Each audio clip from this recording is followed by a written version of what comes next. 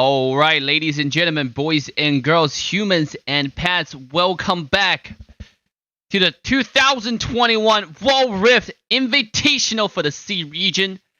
Today, we got a bracket 2. We're going to determine the second finalist that's going all the way. Going to go against 16-bit from Korea. We got a lot of crowd's favor today. We got Aether Rift representing Philippines, Team GG from Singapore, TGT from India, as well as Team Sequence from Singapore as well. So across 3 countries in the Asia region. Very, very exciting. Of course, along with me is our sexy yet charming, attractive D2, our co-caster. How are you doing, D2? Wait, I'm sexy yet charming? Which one of those is the bad part?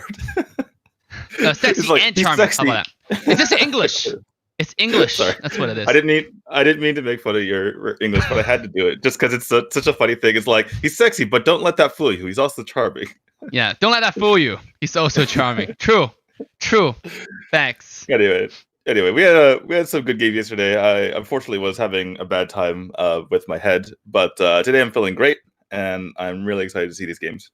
Yes, we are. Now, before we get started, I do want to do a big shout out to the sponsor, Trovo.live, for making this tournament happen. Trovo is Tencent. It's a platform developed by Tencent's World Rift official partner. Make sure to head to Trovo for the exclusive grand final coverage. The grand final will be casted on Trovo exclusively tomorrow, so head to Trovo now, get your spot. We're also going to do a lot of giveaways along with the grand finals. You don't want to miss the giveaways. If you win, you can win anything you want. It's kind of like Christmas all over again, but you know, Christmas is over. Now, the first game, Ben Pick is getting started, so we're going to finish the... I want to read it, the World Rift Competitive... I want to tell you guys about World Rift Competitive real quick. World Rift Competitive is a central place for all things competitive. They host weekly tournaments and events for the community. They also provide an easy way to find a scrimmage and recruit for your team. So head to World Rift Competitive with the social links in description. With that, let's quickly jump into the first game, ban pick. Now, the ban pick is being done. The ban's being done off the screen, so you guys cannot see. But D2, do you mind telling the viewers what is being banned or picked? I believe, if I remember correctly, it was Evelyn, Oriana, Misfortune, and then Gragas were the bans. And Gragas, yeah. And we do not have the sequence here, actually, who banned who. I totally forgot. But those are full hero being banned. So right now, we're seeing the Team GG's perspective, which is the Singapore team. And then if you go here and take a look at Wu's channel, by the way, all these players are streaming on Trovo, so you can go check out their perspective as well. Their voice comm, I think, are also being streamlined on Trovo. So if you want to listen to what they're saying, if you're a Pinoy, right, you want to hear what the team are communicating, head to their channel, and you might be able to hear them talk. But obviously, if you want to hear cast, this is the channel you want to be. Make sure to head to Trovo.live for the exclusive coverage of the grand finals. Let's take a look at the ban pick on both sides. Right now, we're looking at Team Aether Rift's perspective. So Monkey is going to be the jungle choice. What do you think about the ban picks so far? D2. I love how like Wukong is the only champion that you call Monkey. You don't have a nickname for anyone else. It's just like Wukong's the only one where you're like, that's the Monkey. Yeah. But in any case, Wukong has done reasonably well thus far.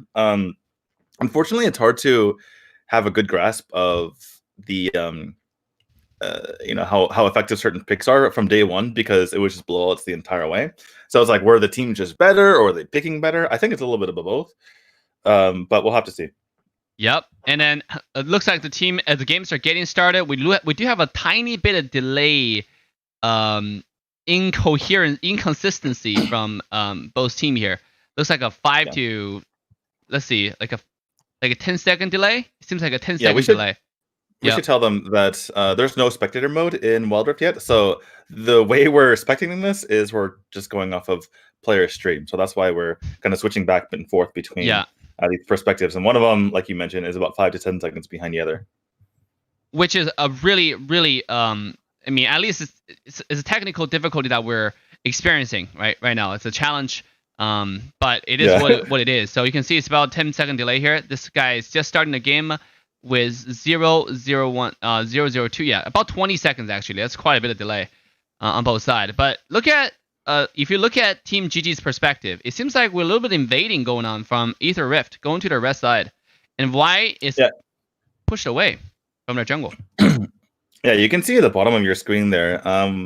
Or sorry, the bottom of the top left of the screen. If you look at the mini map, that's red side, or in this from this vantage point, the red side was invading. Can I get clarification? So we're watching Alistair here. Which side? Oh, wait, that's not Alistair. This is Alistair right now is from Team GG here, and then we're watching Alistair from Team GG. We have Alistair's perspective, and for Aether Rift we have their marksman's perspective, which is played by Woozy. And then obviously team top side with a little bit of skirmish going on. Yeah, big skirmish, and the Ignite's what's able to take down Braun. One more member from here. Draven actually falls as well. Looks like the last shots there from Kaisa is able to take down Alistair. So in the end, a 2-for-1 in favor of Aether Rift. Yep. Draven does get taken down though, and he was not able to get a kill, so he does lost some of the adoration. I mean, it's early game, so it's not that big of a deal. But nice level 2 gank from Lee Sin there to make sure that their top lane had a little bit of advantage. And obviously, Kaisa was able to stay alive through all of this. So Kaisa got a lot of gold advantage, taking down the kill on the Alistair. I'm not sure if you're taking down the kill on the Draven also. Oh, mid lane. Yeah, the Braum goes down once more, so he's not having a great time. There was a pretty big gank, Zed coming in with the Lee Sin as well as the Ahri, but the Ahri dies herself. That's pretty problematic. Actually, wait, I'm confused. Wait, who died? I'm so confused. Ahri died. Yeah, I believe Ahri died to the Braum. I believe it's Ahri died to the Braum. I'm very confused. Okay, Ahri died to the Braum. My mistake. And so regardless, it was a good gank once again by Aether Rift. Yeah, this is like, again, we don't have the Spectre to see, so this is the best we can do right now, guys. Yeah. Eventually, hopefully, Grand Final we can get more players to stream, and then we'll be able. Oh, Alistair. Yeah, good knock, but Kaisa gets a little bit low, but she's kind of fine.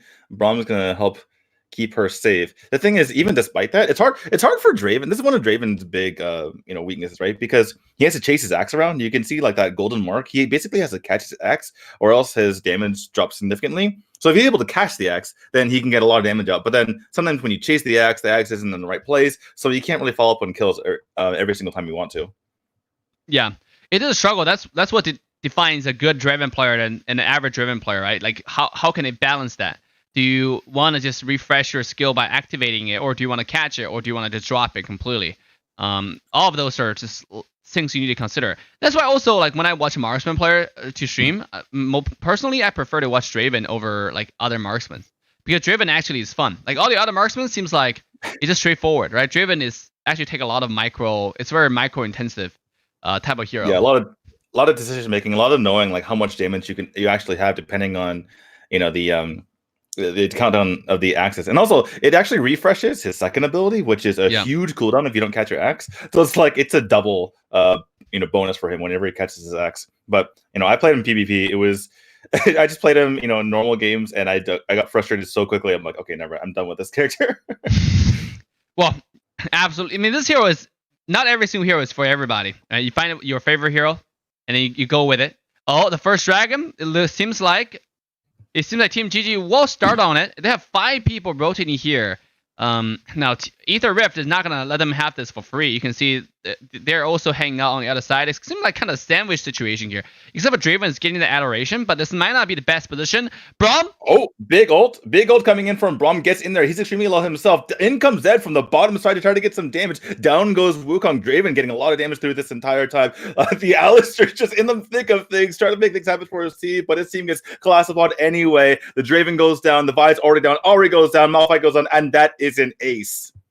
Triple kill for the Lee Sin. This guy is huge. They got the dragon on top of it. I mean, like, I feel like for Team GG, they should have dropped the dragon. Even though this time we see at least both teams are rotating the dragon. The team fight is a 5-on-5 skirmish. But while they're hitting dragon, or at least they're getting sandwiched, Aether Rift was just ready to collapse on them. Right? You saw what happened, and they just used every single skill on top of the entire Team GG there. Now, also another thing that's pretty shameful pretty sad for Team GG is Draven died without getting a kill, so he just lost all the adoration again. Yeah, that's really bad for him. And like you mentioned, that's his passive where he gets extra gold for building that up every time it gets a kill, but when he dies, it gets cut in half. I want to ask you about like what Team GG tried to do there. They immediately rotated to the dragon, but instead of there's a kill onto Malphite. Getting things are getting worse for Team GG, but they rotated over to the dragon, and it was very like surface level, right? They just went to the dragon, tried to take it, and it's like either Rift is never going to let you do that. A good team's never going to just let you do that. And in fact, it was they just were able to set up completely perfectly, getting this around on them. So, but what do you think about like that decision by GG just to go straight onto the dragon and kind of get? I mean, it is questionable. You're absolutely right on that. Like, it's on the surface level, right? Like, people can just tell that's exactly what your plan is. Now, a little bit skirmish on top side. Yeah, there's things. Oh, actually, that was actually good for Draven for the first time. You're able to get a kill on to that Kaisa, which we mentioned his passive earlier. It gets him a lot of extra gold every time he gets one of those kills. And now even we see that the Braum is in trouble. Braum goes down as well. So we criticized GG for a couple moments there, but now they're making some moves. Yep, they're making moves. On the other side, though, Lee Sin does trade off the Rift Herald. So Aether Rift, they're pretty strict or on point, on time for objective, right? At 4 minutes, their entire team was ready to contest the dragon. At 6 minutes, they were taking down the Rift Herald. And then, so the dragon was taken down around 5 minutes. So around 9 minutes, you should see the second dragon coming up. So that's probably the next team fight. Right now, the top side tower has been taken down. The bottom side tower has been down. Oh, Ari trying to get away here. Zed does not get the kill on Ari, but yeah, he ends up going down in the end to that turret. One slight consolation prize is that he gave the kill to the Alistar rather than the Ari. So that's a little bit of a boon for him. But other than that, it's kind of a questionable decision to dive so deep under, not even his own tower, but the the dragon side tower. Yeah, absolutely. I mean, Ari is one of we talked about this yesterday when we compare all the mages and when Aurelion Slow showed up. I mentioned that Ari is probably one of the hardest hero for Assassin to kill because the mobility that she has. She has 3 dashes with the ult. When you pick Zed against Ari, you have to make sure. Now, speaking of that, Zed is coming in.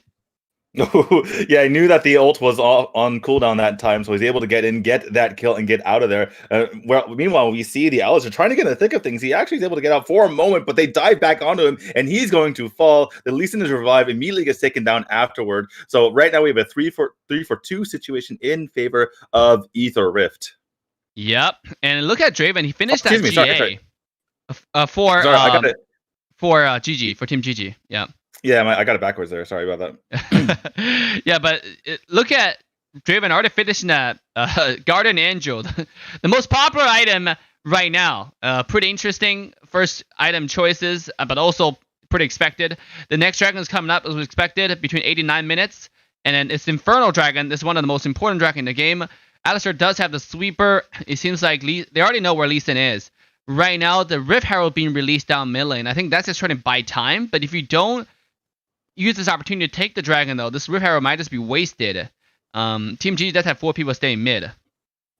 Yeah, I'm not sure about the timing on that Rift Herald. Perhaps it was running out of time and they wanted to get it out right now, but it could be, like you said, it could be a ploy to try to take the dragon. Ooh. Meanwhile, on this top side, we have the Zed going down. Zed kind of dropping the ball here for Aether Rift, allowing the opposing side to get back into the game. He does get the trade-off with the Ari, but that might not be what they had planned here. On the other side, the Monkey is pushing it all the way, getting tier 2 tower all the way on the bottom side, knowing that he had the huge lead against Malphite. There's nothing Malphite can do against his Monkey at split push, because Monkey has such a big lead. And Monkey against Malphite, he can just QE to trade and W away. Here comes the teleport in. We're going to get teleport in, which means that the Wukong's going to jump onto this Alistar. Can he get the kill here? Alistar staying strong, staying alive the entire time, but the dragon gets taken here by Aether Rift, and they're not done yet. They're going to jump in. One of the revives gets popped. The Draven's going to be coming back in a second, but the Vi drops here, and looks like multiple members of Team GG are going to fall, starting off with the Alistar, then the Draven and the Vi, and now finally the Malphite goes down. So 4-0 and Team GG. They were starting to come back, but now they're falling behind once more. That was so sad. Now look at Ari's getting engaged on once again. Can he survive? No, with 1 slipper of health, he's able to get away. Now, there's one thing that I noticed on top side was Zed actually killed Ari, who traded before the dragon started. I thought that was kind of odd because Ari had ult. I think she just didn't want to. She popped it late. She was trying to save it. But after she took all the Zed's damage, then you pop your ult. It's like it's not gonna it doesn't really matter. The whole point of Ari countering Zed, not countering Zed, but not gonna die to Zed easily, is because you can dodge Zed's ultimate damage. You know, when he marks you, you can just try to run away from the shurikens and all that. Speaking of that, but that I think definitely give Aether Rift a huge advantage. And also, Team GG in that dragon fight made another mistake. They were hitting the dragon while Aether Rift was hitting them. They got the dragon very low, but they're not able to find like a kill. Now they're maybe doing it again on this Baron. Yeah, this is a very risky Baron try right here. Zed tries to come in, but he gets taken down pretty immediately. He does get the return kill onto the Draven, though, so potentially worth it. And that means that Team GG can't really go for that. In fact, they all try to back at the wrong place. Oh my goodness. And they all get collapsed upon. Alistair goes down. Malphite goes down. And yeah, Aether Rift is not stopping. They want all the kills for themselves. And again, it is a 4-4-1 in favor of Aether Rift. That was not the place to back. Yeah, and Aether at the same time, Monkey wasn't even in there. It's 5 versus 4, and they lost it. The reason why they lost it again, they were rushing objectives at the wrong time. They were taking Baron damage while the enemy team was trying to hit them. Right? The Aether Rift had one goal. Like let's try to kill them while they're trying to take the Baron. Let's try to kill them when they're trying to take the dragon. The same thing. They did repeated the same mistake 3 times, and that's why you saw in this game Aether Rift able to pick up basically every objective for free. They got the dragon. They pick off the dragon from. Oh, Zed is coming in again. Yeah, Zed keeps trying to make things happen. Unfortunately, he keeps failing. This time he doesn't pay for it with his life, though. Thankfully for him, does the Braum get the Braum came in and just stole the blue? But yeah, I agree with everything you're saying, though. Like, it feels like Team GG is so focused on getting objectives that they forget that they should probably, secure some kills before they go for the objectives afterward. And Aether is just picking up nice, juicy kills left and right. Yeah, I mean, I always say that in any MOBA, actually, this actually transcends through all games, all MOBAs. Objectives, when the enemy team try to contest, you're gonna do objectives. There's only one reason to do it, is try to use it as a bait. You shouldn't force objective. In fact, if you watch like the LL League of Legends PC version tournaments, and at the highest level, a team will get Baron to like 40% HP, 30%. Oh, skirmish happening mid lane. Oh, big ult coming in from the Alistair, but he gets knocked up left and right. The revive coming in here for the sides of for Aether Rift, but they're able to use those revives to come back and get some kills. They're all extremely low. Can they get the kill on Irie? Yes, they can. Multiple members falling, and that is a complete ace. And nary an HP bar left here on the side of Aether Rift as they finish it out. Wow. Well, I mean, hopefully Team GG make adjustment on their next game. I mean, I like the fact that they were on objectives, but they were rushing it. So back to what I was saying, objectives should be used as bait, not as something you focus on, right? Even in a PC tournament, when some team get the Baron, which is one of the most important objectives in the game, they're around 30-40% HP. If the enemy team is coming to contest it, they will instantly drop the Baron to make sure they don't take the Baron aggro anymore, because Baron does a lot of damage. Yeah. And then they will focus on the team fight. If they win a team fight, they come back to Baron. Literally, they will drop the aggro on the Baron. If enemy team go to try to steal Baron, then they will kill the person who's in the Dragon Pit. But they do not keep up. They do not keep on hitting the objective when team fight is happening, because you want to make sure your team is doing one thing and one thing only. When you're not, when you're doing objectives, it's easily to get your team distracted, and that's exactly what happened. So hopefully next game Team GG makes some adjustments, and we do not see the same thing happening again. But what do you think about that last game, T2? I just think that Team GG had really surface level strategies, and they didn't really know how to execute those strategies, right? They didn't know how to get into the tactics of it, because like you mentioned, they were trying to take these objectives, but they did none of the right things, right? They did the worst of both worlds, right? And what I mean by that is that they could have either baited it and tried to take a team fight with the other team kind of rushing in, right? Or they could have rushed it as quickly as possible and tried to take the dragon or the Baron down as quickly as possible. They did neither. They did the worst of both worlds, right? They were taking damage, but also not taking it quickly. So it made it so that they were very easy to get engaged upon, and they weren't even trying to just bum rush the objective itself. So it's just kind of just pretty poor execution, I would say there. Yeah, that was it was odd, right? I'll just say it's an odd game. Aether Rift does take the first win, though, against Team GG from Singapore. If they take one more win, they will proceed to semifinals. So this is Team GG's last chance now. If they do take this win, we're going to see a full best out of 3 games. If they fail to take the next win, then they will be eliminated from this Invitational. Again, the single elimination bracket for the bracket 1 and bracket 2. And then once they lose the game, they got taken out, except for the 3rd and 4th place, right? If you do make it to the semifinals, then you have another chance to win $50. So hopefully they do their best in next game, and we'll see a much more competitive Team GG showing up. It still is technically single elimination throughout the entire tournament, though, because if you lose in the semifinals, you can't win the tournament anymore. If that makes sense, right? Like your best bet is to go for 3rd place at that point. So in that sense, it truly is single elimination. Yeah. So with that, guys, we're gonna take a short break for the next runs, because right now the teams are setting up. We're waiting for the next band pick to start. Do not go anywhere. Make sure to get your popcorn ready, and make sure to go to trovo.live with the link in the chat right away. Do not miss the trovo.live event, because the grand final will be streamed exclusively on Trovo, and then it will happen tomorrow afternoon after we decide the next finalist today. Aether Rift looks like they are really, really strong right now against their opponent, but we'll find out in a few minutes. So with that, I'll see you guys in a little bit.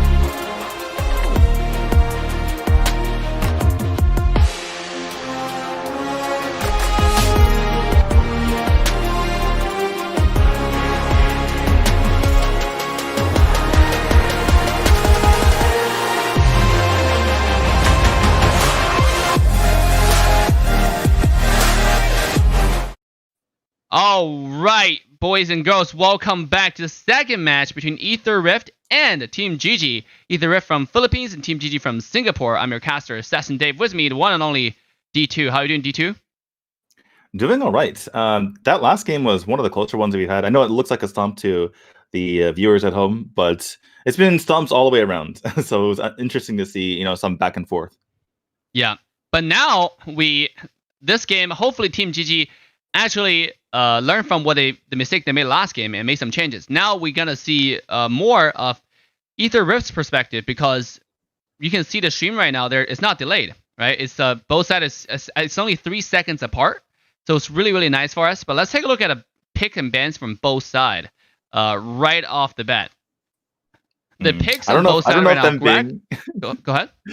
No, I was just saying, I don't know if it's a good thing that they're not that far off, because then you're gonna have my head in a swivel just going back and forth. Wait, what's going on? Don't worry, I will remind you and the audience what's going on. I know it's really, really disorienting sometimes, so I'm sorry for that.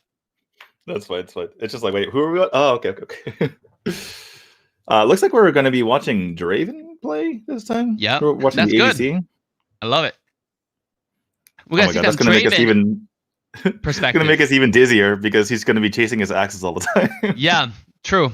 But over here, you get to see the details on how a good Draven player control the axis, right? So look at that one team. It's Draven and Alistar, really aggressive marksman lane, a dragon lane, and on the other side, how to counter is Kai'Sa as well as Janna. So the initiation from Team GG here is mainly coming from Malphite as well as Lee Sin. Their MM lane is mainly defense. Is very, very defensive, right? It's Janna and Kai'Sa, so they're just trying to go focus on the farm so they don't die there. We'll see how that happens. Meanwhile, if you look at Team Aether Rift, they do have a master player on their jungle on the Y, which is really nice. It's the first time actually we have a master player in this tournament. So there you go. You see we're watching Aether Rift right now, right? Yeah, we're watching Aether Rift and Marksman Uzi. Okay, got it. But their jungle is the master player. Everybody else is diamond. Double, triple, making sure. I do want to see Vi potentially win a game. I think she's like 0-5 or 0-6 in this tournament so far. So I would like to see this master Vi player show us how it's done. Yep. Guys, the first time you see a master, but obviously we're not gonna see his perspective. You can see the invade coming in. They do know this invade is happening. Are we gonna see a mirror invade? Because this is the second time now that Team Aether Rift actually invaded. Last game they also invaded. This game they did the same. But last game Team GG didn't respond. This time let's see on the Team GG's perspective as I'm switching right now. It looks like they do not counter invade. In fact, Lee Sin just started the chicken, and now he's moving to the red buff. Yeah, and you see right now, you can see Vi show up a couple times on their screen. In fact, Vi is taking yet another jungle camp. She's just living in the jungle of Team GG right now.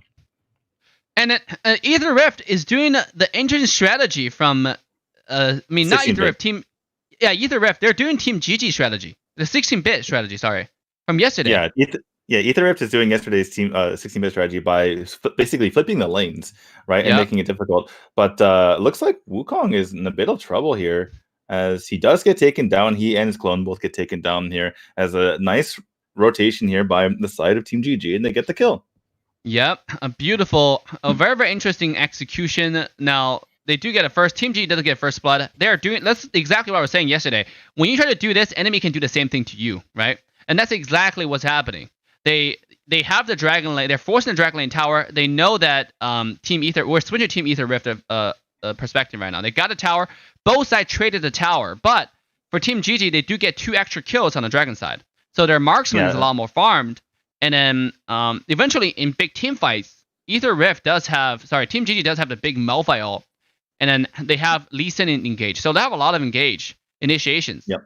Whereas if you look at Team Aether Rift, they're mainly relying on the Alistar wall. They also have Gragas, so true. I mean, both sides have a lot of engages and disengages. So this team fight is going to be really chaotic and exciting, in my opinion. Yeah, you talked about this yesterday when Team 16-bit attempted the strategy, and it worked out extremely well for them. But you were saying that it's actually worse to give away the Dragon's Eye Tower, Yeah. and Team DG is actually responding very well by being able to do that. And meanwhile, we have a 3v2. We have a gank coming in on here. Alistair's extremely low. Draven tries to take the hit for a second there, trying to get his axes to work for him while they hold him up. They're able to hold him up for a second, but here comes the mini wave. Perhaps they dive even further. Yeah, Yasuo is coming. Also, we're seeing a Yasuo in the tournament. The flash coming in. Speaking of Yasuo, they jumps in, tries to get the damage in, but Yasuo's getting cut extremely low. Yasuo does go down in the end after taking out the Alistair. Not maybe the best trade here for Team GG, but they're going to continue on to the chase here. Ults keep being aimed and size up here by the Draven, but that actually allows them to get the kill, it looks like, and Gragas stays alive. Interesting. That's a nice bait, actually, because you can see where Woozy was aiming his ultimate. He know that Lee Sin was going to come in. He aimed the ultimate on top of a Gragas. So when Lee Sin jumped in, he just instantly died. And Gragas being, have as much fat on his belly. He didn't die, actually. He survived. Yeah, so actually pretty well played by both sides, I would say, because you have Aether Rift kind of, backing up, trying to defend, trying to get as many kills as possible. So they're able to get a 3v1 for it. But on the side of Team GG, they are able to get the turret as well. So, it's kind of like a even-ish trade for both sides, I would say here. Yeah. Now we're going back to Team GG's perspective. They are setting up at Dragon now, just like what they did last game. So let's see if they're going to focus on teamfight this time instead of forcing the objective. So Dragon's been spawning in 1 second, and Sweeper being used. Yeah, they're doing the exact same thing as last game, except they have much better position this time because the Dragon is facing the opposite direction, so they get to get a good team fight. That's a nice knock up there from the Janna, but they're getting a counter engage on the other side. Ult comes out from Janna, but getting pushed away by the opposite Alistair. Lots of members low for each side. Malphite goes down, Alistair goes down, Lee Sin gets his revival popped, I do believe, and in the end, Vi's going to go down as well. So too does Yasuo and the Draven, and that means, I can't even do math right here, it was a 3-for-3. Yeah, I think I believe it's a 3-for-3. Maybe it's a 3-for-4, to be honest. No, it was 3v3. The kill count was 3-3 when we started the fight, so it had to be 3-for-3. Okay. That's the only way I knew. I was like looking at people who are dead, but since the death timers were so low right now, they came back right away. So I'm like, we'll just look at what it was and what it is now. But Team Aether Rift and they continue to Dragon now right after they come back. They take the advantage where enemy team was not ready, and then Monkey was. The entire team was still there. Monkey, even though despite how low he wasn't really backing off. So they started the Dragon with 5 people. They got the Dragon that was a Mountain Drake, which gave them a big shield for the future team fights. Yeah, you can see the shield there on the Alistair. That's coming from the Mountain Drake, and right now on Draven as well. That's going to be there for the rest of the game. And it's kind of funny. It's kind of similar situation to last time, right? Like the Team GT did a better job fighting, but then they kind of forgot what they're going to do, right? If their entire objective this game is to take the objectives, then they should really stay on it. Whereas, it seems like Aether Rift is kind of more on the ball. They're like, okay, well, we didn't run away from the Drake this time. Yeah. They even though it's an even trade on the team fight, but right after the team fight, their objectives still were clear. We're still here for the Dragon. Let's still get that Dragon. And immediately they got that. Yeah, so that's really good there for Aether Rift. So much more even game, but Aether Rift still managing to eke out some advantages here, which is not a good sign if you're Team GG. Meanwhile, on the bottom side, Team G did pick up a kill on Gragas, and they're looking to find more team fights around the Rift Herald. Yeah, unfortunately, we can't watch the team fight because we're watching Draven here picking up his axe. A nice axe micro, I guess. But if you're looking at the bubbles on the minimap, then you saw that Gragas did get taken down, and that means that Team GG here is able to secure the Rift Herald, which is one of the first time they're actually able to secure one of these objectives. Yeah, that's really nice. That's the first objective. You're right. That's the first objective they ever got in these 2 games. Hopefully that extends to more objectives like the next Dragon. Next Dragon is the Ocean Dragon. It's going to be Omniweb, Physical Lifesteal, as well as Magical Lifesteal. Yep. So both teams are obviously going to want to have that happen, but it's not going to be up for a little while. And Janna, a little bit of trouble there. Yeah. But her ADC's got her back. The Kaisa comes in, gets a little bit of damage off, so the opposing team has to go ahead and back off. Aether Rift looks like they're congregating in the middle of the map here. You can see Gragas on the minimap as well as Draven. So they're really trying to focus on the mid part of this map and make sure they control like the angles from there. And this is the point where I say Janna is bottom side. Oh, okay, Jana, please continue looking at the fight, please. Thank you very much. There goes the Malphite. He does get taken down. Very well done by our Master Vi player here. And as she gets in, she gets jumped on immediately. Has to use her ult just to stay alive, but immediately jumps back on her as a team of Team Rift, or Ether Rift, excuse me. And they're able to take her out. Kais is on the chase, and immediately Vi comes back and tries to take her out. Uses the stasis to try to stay alive. He also wants revenge. He's jumping onto this Draven. Draven's running out for his axe, but he's not running out for his own life. And that means he is taken down immediately. Guys, some more damage onto the Vi, which makes her want to back off. And now Jana is coming back to life. She wants to join the fight once more. This fight will never end, apparently. But looks like we're finally going to have people backing off. And Vi is now going back to pushing mid tower. That's a pretty detailed play from both sides. If Vi was able to use Hourglass to bait out some skills. Oh, but Alistair does get picked off here. Yeah, that was a little unfortunate for Alistair. I think he was being a little bit too bold, right? Being the human ward for his team. He took a really, kind of dangerous path back to safety, and Team GG took advantage. You're like, you can't be in our jungle interfaces like that by yourself. Buddy. Yeah, well, he probably feeling just emboldened because it's year of the bull. This year, 2021. Just feel like he has the extra courage to go in. I had no idea, but thank you for that information. From the Zodiac perspective, the Asia Zodiac, it's the year of the bull. Yeah. 2021. But then I only know when it's my own year, which is every 12 years. So I just I don't even care about the other ones. Good. That's all we need to know, to be honest. That's all we need to know. Yeah, that's all we need to know. So let's go back to the Woozy's perspective on the Draven from Team Aether. Nice knockup. Wise looking to going in here. Yeah, they're getting in a lot of damage on both sides, but it's hard to tell what's happening because Jana isn't quite in the fight yet. One revive is popped, and I actually can't really tell. Uzi is getting in the middle of the fight. His ult was actually blocking the fight for such a long time. It was hard to tell what was going on. But he's going to get surrounded here by the Yasuo, but gets enough damage so that they're able to take him out. Wukong able to finish off the kill there, and Draven is just getting his axes off unimpeded for the last few strikes. There's just 3 members of the team has already died, though, so it's going to be a 2v4 left over, and that means that Team GG has taken their first major team fight. They take their first major team fight victory, and now they're going for the dragon now. With Vi taking down, with Monkey taking down, they do not have much threat on this dragon, and they will secure it. So it's a 1-to-1 Drake. They do get, Team GG does get the ocean dragon, and then their opposition does get a mountain dragon right here. Yeah, Aether is pretty angry about it, though. This is the same area of the map, except flips, where GG got completely stumped last time. So this time they're able to get away with those backs, but they have to be a little bit more careful. That all said, though, they do get their first big victory of both of these games by first getting a 4-2 victory in the team fight, and then able to finally take the dragon. It turns out, Dave, that when you win a team fight, you're able to take the dragon, not the other way around. Yep, that's exactly what you need to do. Otherwise, the only time when you take dragons, when you know the enemy jungle is not there, I mentioned this yesterday, you have to be, if you know the enemy jungle is going to the other side, you usually trade the opposite side of the map. But that didn't happen today. Both teams are really on point when dragon coming up. No one want to give this dragon for free, even though the opening was like mirrored, was like the 16-bit gear strategy we saw yesterday. But once the objective comes up, you see the both team converge on the objective, which were really nice to watch. Yeah, so for the first time, 16-bits, the Team GG, my mistake, is doing a much better job with the situation. Looks like Draven, just waiting for the next item. Feels really bad when you leave the fountain with 800 gold, and you're like, I really know that I have an item coming up here. Is able to pick up that last one. A little bit of skirmish here between the Vi and the Lee Sin. Multiple members coming in to try to save the situation, but Vi does go down. Will that lead Team GG to try to go for this Baron? In fact, they are going for it. Many members low on mana, though, so I don't know if they can make this happen. Looks like Draven's coming through from the back. That very ballsy play coming from him, throwing out his axes, trying to get some damage, and down goes Wukong. Draven's in a lot of trouble as well. I don't think this is the time for them to fight.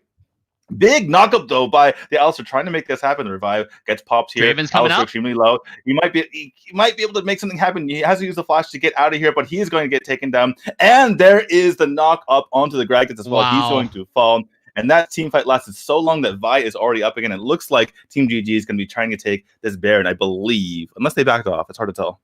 Yeah, it seems like they are backing off, because right after that game, they know that Vi is up, and everybody on their team is kind of low. They do not want to take the risk to contest this Baron right away, because it does come up with the possibility to be stolen. Number one. Number two, Vi might be able to get 1 or 2 kills. Because if I lands that passive on somebody, right? Well, it's actually very simple to do. Just skill 1, charge on someone, auto attack E right away. That's the instant passive, and then you follow up with an that might be a kill, especially on how squishy and how low the entire team were for Team GG. So I think it's the right decision. This time they're taking a lot more patiently, and they're winning those team fights, and they're turning this table around right now, actually. Yeah, they are turning this game around on its head. They're up 16-12 in kills. They're unable to take that Baron there, but still able to control the game from this vantage point as we flip over to the side of Aether to see if they can potentially come back in this game.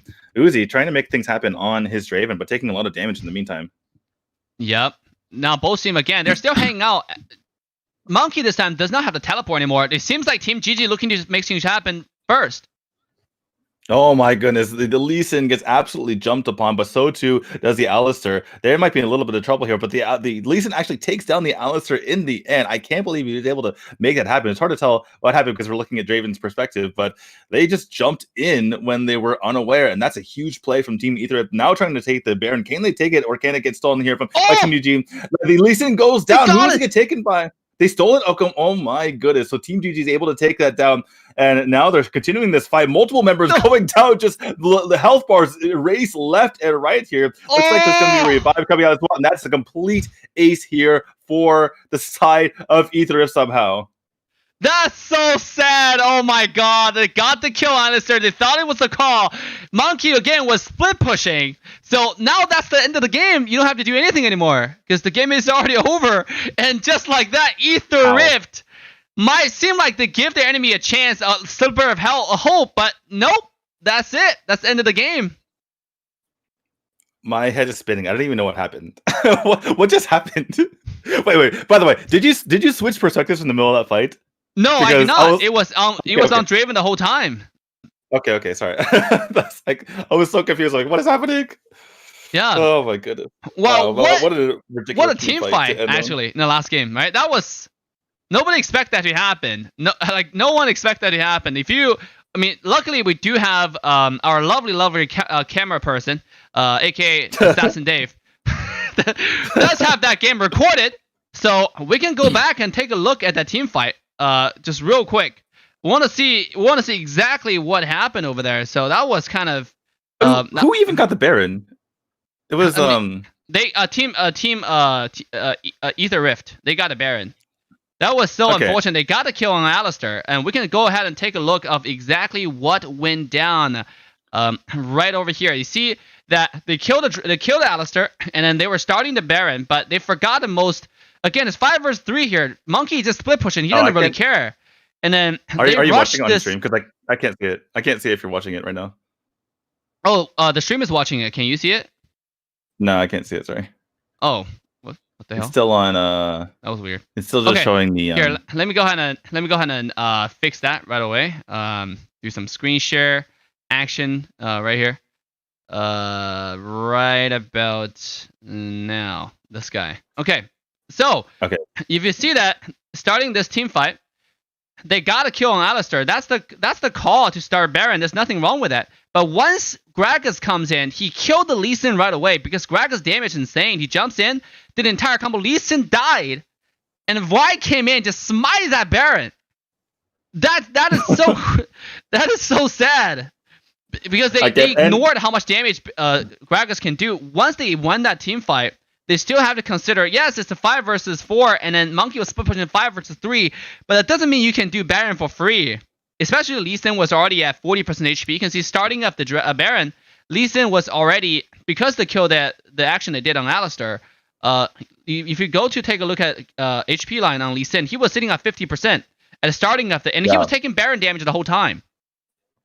Yeah, I mean, what makes it even crazier is like you mentioned, Wukong is split pushing top, so they just aced them fighting 3v5. They fought 3v5 and they aced him and got the Barret. That is absolutely ridiculous. And you can see that Draven does so much damage if left by himself. Obviously, they got the kills on Lee Sin right in the beginning. So that and that kind of like split the entire team. Meanwhile, Draven comes from the backside and just picks off everyone who's left over, and that was just it.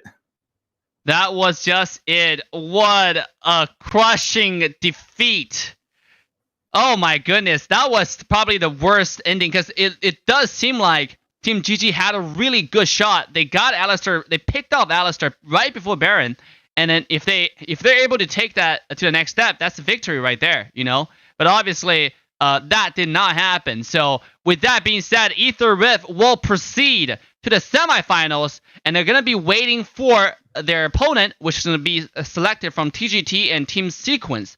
Team Sequence is actually led by a streamer called Leroy, and then a lot of you guys are watching Leroy streams pretty frequently, pretty regularly. So you're gonna see their team in action. Are they gonna take the win and go against Aether Rift in the semifinals, or are we gonna see Team TGT from India make a step forward and represent India? So it's all gonna be very exciting. D2, do you have anything to say before I take a break here? I need to put my head back on for a second after that last fight. I was just a little bit confused. I am looking forward to this next one, though. Leroy is an amazing player, and I'm kind of being biased and rooting for him so I can see Leroy go against Aether Rift again, but just looking for good games. Yeah. All right, guys. With that, we're going to take a short few minutes break. Get your Coke, get your soda, get your whatever, get your popcorn, share the stream with your friends. Most importantly, use the link in the chat to go ahead and follow the stream on Trovo.live because the grand final tomorrow will be streamed exclusively. The game are just getting started. We're getting more and more exciting matches. It's a lot of fun to watch all those games, and we'll see you guys in the next game.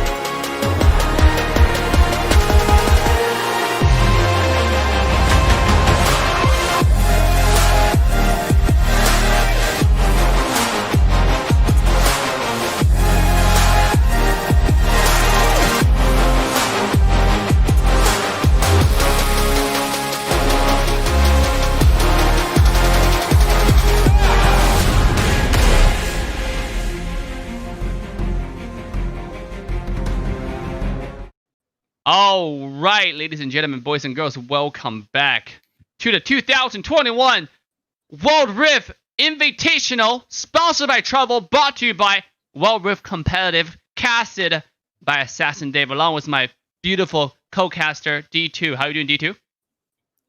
You know, despite the fact that I didn't have anything to drink last night, I'm actually in good spirits. I don't think I can ever match the energy. That is just like...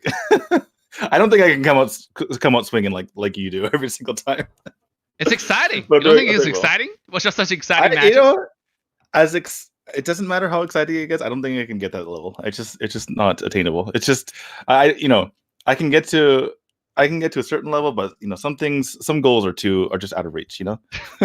Well, the second match between TGT, the first match between TGT and Team Sequence is already underway. So let's quickly take a look. The band picks already started. So let's go ahead and show you guys the picks right now. I just want to quickly run through the bands. The bands on both sides are Evelyn, Olaf, Alistair, and Braum. So a lot of tanks being banned away. The strongest tanks, Alistair and Braum, being banned away. Olaf and Evelyn being banned away, which leave a lot of other meta jungles or meta fighters available on the table. So let's go ahead and take a look of the picks. So D2, why don't you go ahead and run through the picks for our audience here? Well, we're taking a look at TGT, who is from India. It looks like they've gone with Lee Sin, Jin, Nami, Akali, and Fiora. Fiora we haven't seen a whole lot of. Yeah. Obviously, Lee Sin has been picked every single time, but I gotta say, part of the reason why the last game we cast between Team GG and Aether Rift broke my brain a little bit, and I was confused as to who was because in every single game we've seen so far, Lee Sin has won and Vi has lost. So when I saw the proverbial favorite, right, in Aether Rift picking Vi and actually winning with Vi, winning the last team fight, I think my brain just broke a little bit. But I think that might actually continue here because the favorite in this match is probably going to be Team Sequence here from Singapore. And they, in this situation, have picked Vi. And our underdogs from India, Team TGT, have picked Lee Sin this time. Yeah. An interesting fact here, when you talk about underdog, is a few players from India. India didn't really have the game yet, but they already had people who were enthusiasts, right? All those players who were trying to go esports, go competitive for Wild Rift. Just show you that how many people across the entire world really trying to play this game, really want to play Wild Rift. And you can see that they do have some platinums on their team, where on Team Sequence, they're all emerald and buff with 2 diamonds, right? Including Leroy, they're on the silent, who's playing the Gragas. And right now we're looking at Team Sequence perspective, and he's playing the Gragas in the silent. Look at this button setup. I have never seen that before. Me neither. Is his ult on top? His ult is on top. Is that right? Yeah. He's got like he's got like a keyboard setup. He's got like the WASD setup for like FPSs. It's really funny. What? You're absolutely right. Like, that's like, why? How is that more convenient? I mean, we're watching Leroy's stream, right? Yeah, we're watching Leroy's stream right now. That's but there's another player on Leroy's team named Leroy WR. So, did someone steal his name? I'm so confused. I don't know. Maybe they're using a Smurf in the main account. Maybe that account has more heroes and. Maybe Leroy is playing all 5 roles at the same time. He's that good at the game. Sure, true. That's also possible. But look at this. This button setup is just what? Is that human? I don't. He's playing on the emulator. He's the footage of him on his phone right there is just it's stock footage. It's his previous footage. God damn, that was crazy. Okay, let's go take a look at Fiora. I mean, Fiora is a lot more normal, right? The button setup is the same, and this is a TGT perspective. That's unfortunately for us, this game we're gonna see perspective from both sidelaners, so it's gonna be the same lane. Yeah, unfortunately, we can't really jump around the map. They're both gonna be opposing each other. If you guys haven't played Fiora, that yellow light sticking out of Gragas are his vitals, and if she attacks there, she does a lot more damage to him. And so that's what she wants to basically get on that side of him. And Gragas can actually see that. So if you're playing as Gragas, he can see where his vitals are being revealed to the Fiora, and he wants to kind of position himself in a way where Fiora can't actually attack from that side. Yeah. Silent trading is such a delicate thing, though. I always say, like, mechanically, silent is the most intensive and the hardest lane in the game because there's a lot of lane trading, a lot of details going on. You have to calculate what the minions are. The early game minions attack actually hurt. Oh! Top side. Oh my goodness, she's trying to get onto this Vi, but our fake Leroy is making things happen. Unfortunately, he gets jumped on by the Lee Sin. The real Leroy comes in with the Gragas to try to ward them off. Ari? As I say that, Ari comes in with her ult. Another dash in. We see our Fiora trying to get away here, but as she looks at the fight, their team is in trouble. They're extremely low. They have to get out of there. And looks like Team Sequence is going to back off, but not after already securing a 1-0 lead in kills. An interesting skirmish early on. It's just a trade-off HP, seems like, but it does give Gragas a lot of advantage because Fiora went home. So Gragas is going to clean this wave and get himself to level 5 first. And obviously, Fiora definitely lost quite a few minions over there in that trade because now he's just come to the lane. Were you able to not make Gragas go home?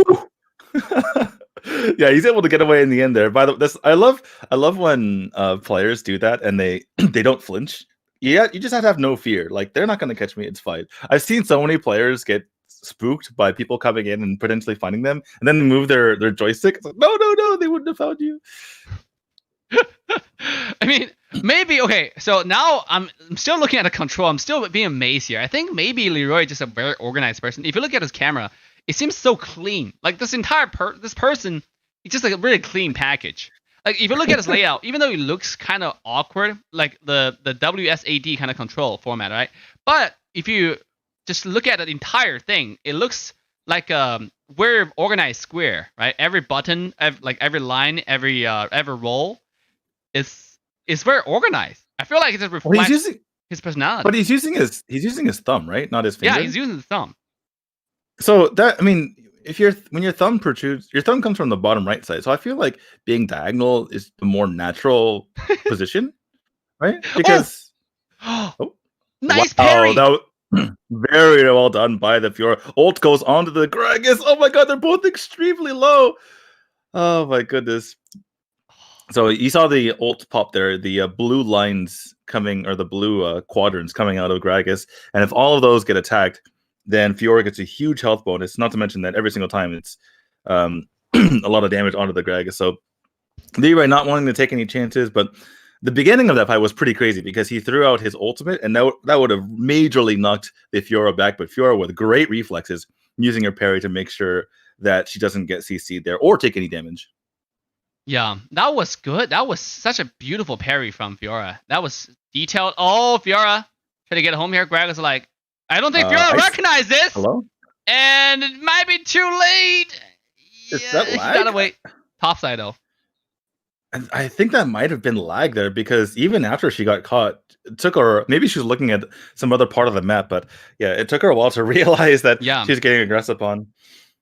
Also, okay, another play habit that it's a bad habit to have, that I have, is like when I recall, there's nothing else to do. Like you said, you can either look at the other side of the map, or you can also look at items to see like what you're gonna buy next. Think about like your plans and stuff.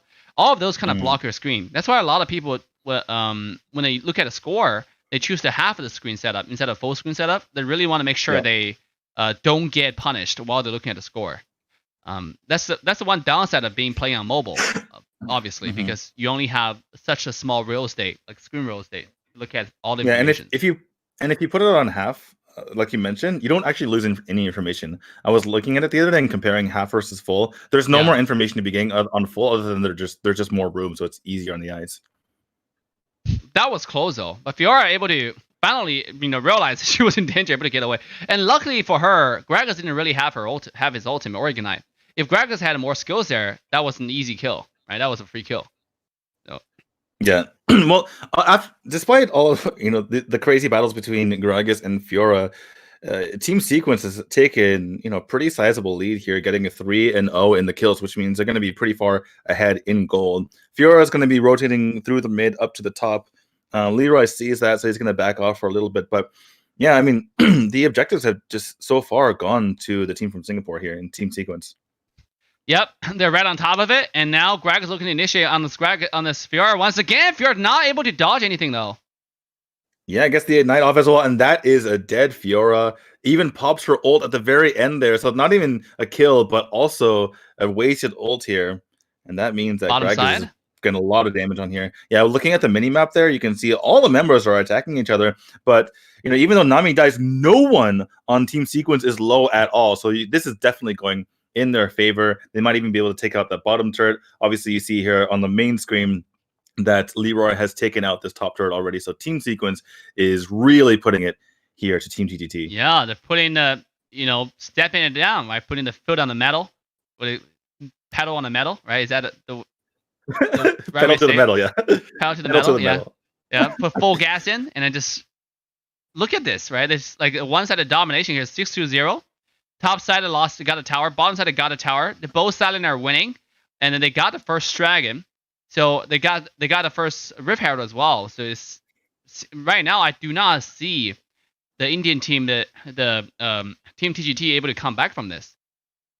Yeah, Sequence here working on a flawless game. Fiora not even able to get this turret before Leroy is able to come back here. So yeah, I mean, just to reiterate, like what you said, 2 turrets down. Or excuse me, Team Sequence has killed 2 turrets. They've got the Rift Herald, they got the Dragon, and they're 6-0 kills. Literally a flawless game so far. It's a flawless game so far. That's right. There's nothing. I mean, there's nothing that TGT is doing that is showing us that they want to contest the next objective. You're gonna see that the dragon is coming up. Sorry, the dragon is coming up, and then are they gonna contest the next dragon in 13 seconds? It looks like if you look at Team Sequence, their entire team is around that side, and then obviously bottom side Rift Herald being laid out, and we might see Leroy rotate to that dragon. Actually, no, he's confident enough to keep on split pushing. Well, let's take a look at Team TGT's perspective. They're not even contesting this at all. Everybody's just hiding in their side of the map. Yeah, we see Fiora here in her bottom side of the map, but Leroy on the flip side is on his bottom side of the map. So they're actually flipped sides here. Eventually the Rift Herald is going to get taken care of, but not before it kind of stomped into that second level tower. But it seems like Team Sequence here is just kind of biding their time, waiting for a chance to get a kill. They might get this turret here. In fact, they will. And they're just waiting for the next objective to come up. Yeah, Team TGT, we see some amazing plays from this Fiora. Right? They got the mechanics. What we're seeing here that's lacking compared to the opponent is understanding of the team, the game of mechanics, the game objectives. They're not really rotating as a team when objective is coming up, and which give their opponent a huge legs up when it comes to like, oh, look at that combo coming in. Oh, beautifully done by Leroy. Oh my goodness, just throws out his ult, immediately goes in for the knockup afterward, and that is a dead Akali on the opposing side, and they're just styling at this moment. Nami tries to get an ult off, doesn't really do a whole lot. Lee Sin's in trouble. In comes the Malphite, trying to finish off the kill. All the members of Team Sequence are joining in on the fun. Malphite doesn't even go down. Ult to cover his tracks. And yeah, the Jhin can't make anything happen as the perfect streak continues at 9-0. Even Malphite missed that ultimate, and Wyatt wasn't even there. They were still able to, just get that kill and then walk on out of there. It just shows you that for Team TGT, it feels like they're missing direction. They do not know what's going on, right? They're playing passively, whereas Team Sequence they know exactly what they need to do next. They're doing objectives one after the other, and TGT they're just following the footsteps, right? They're playing reactively, and reactive gameplay is never encouraged in competitive. Even though sometimes you can play defensive, but you have to play like active defensive, right? You have to know that this is our plan, and there's a reason for that. Ooh, bottom side. Oh god. Oh no. Oh, don't do it to him, Leroy. Don't do it to him, Leroy. Even the ult comes out here from the Fiora to try to maybe scare him off a little bit. So close to dying. Nearly does. Looks like there's going to be a skirmish between the there's the first kill. Finally some revenge here as Akali is able to take down Leroy's Gragas. But this probably is a little bit too little too late at this point. Yeah. No, Team Fight Million though. Yeah, Malphite just trying to go in for that engage there. The stasis is forced out, as well as the flash. The Fiora's in all sorts of trouble. And in the meantime, the Jhin and the Nami went down, which means that they're in even more trouble than before. Sequence is just walking all over this game as they aggress onto the Baron.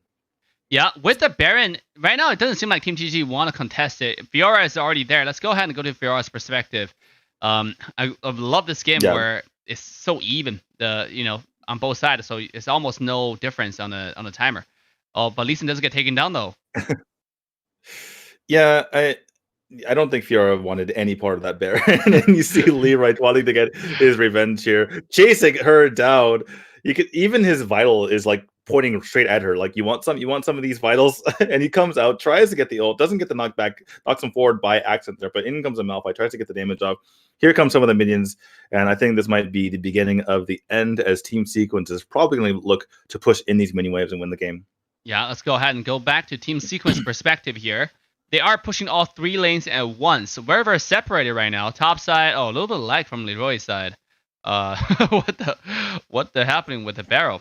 But yeah, they're pushing all 3 side. Might be a little bit separated, but it's okay at this point because there's so much lead. Everybody's leading by a few thousand gold.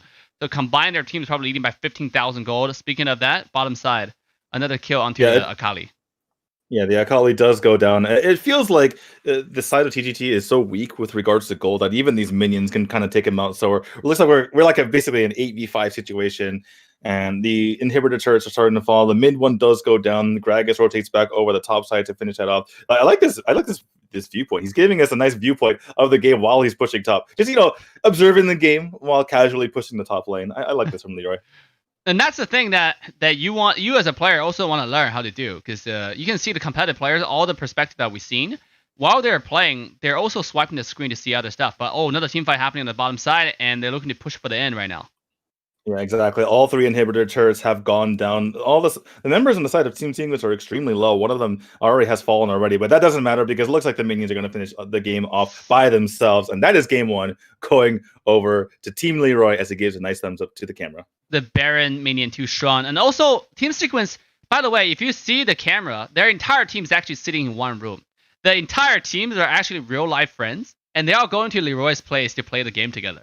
I thought that was a really cool thing to point out, because basically everyone's in the camera right now. Not everyone on their team, but they're all sitting in this little room and play this game together. I thought that's pretty exciting, actually, to have all your real-life friends to play one game.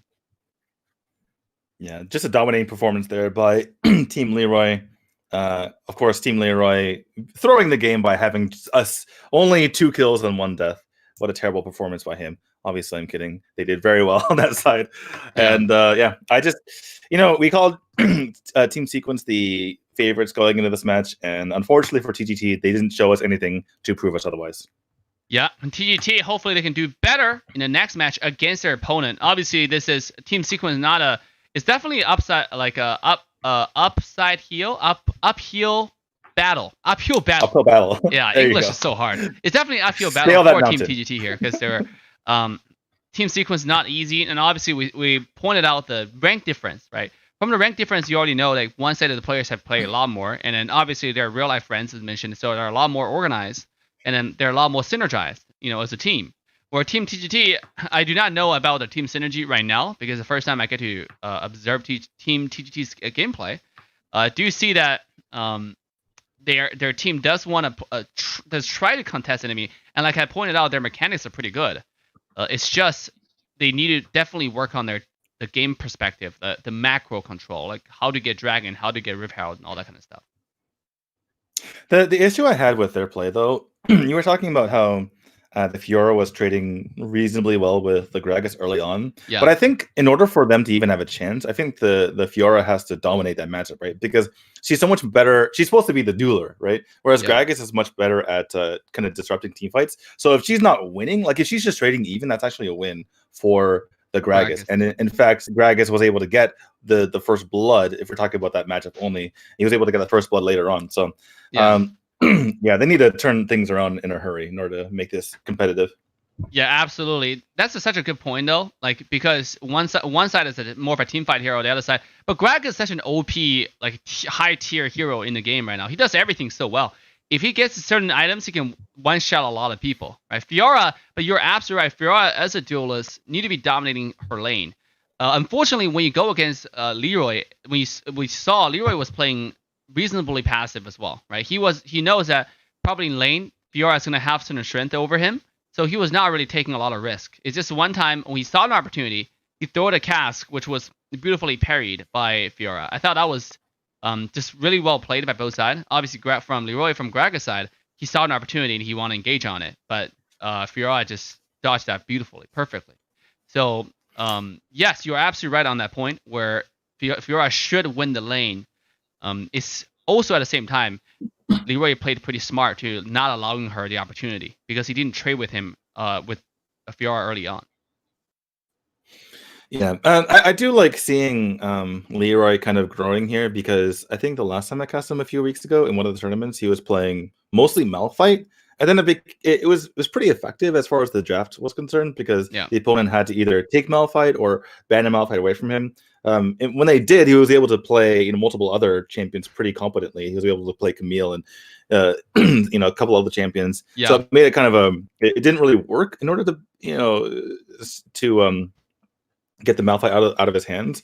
But I think this game, just starting off straight away with the Gragas, shows he's super comfortable playing multiple champions in this sort of tournament environment. Yeah. Well, this is definitely both teams are getting into the bans right now. We're gonna go ahead and take a short 2-minute break, guys, and we're gonna get the next game started. So once again, this tournament is sponsored by Trovo.live. The grand finals will be streamed exclusively on Trovo. If you're watching the game right here, if you're wondering where we're gonna watch the exciting grand final matches, make sure to use the link in the chat right now to go ahead and join us on Trovo.live. At the same time, this tournament is organized by Wild Rift Competitive. Wild Rift Competitive is all things competitive for Wild Rift.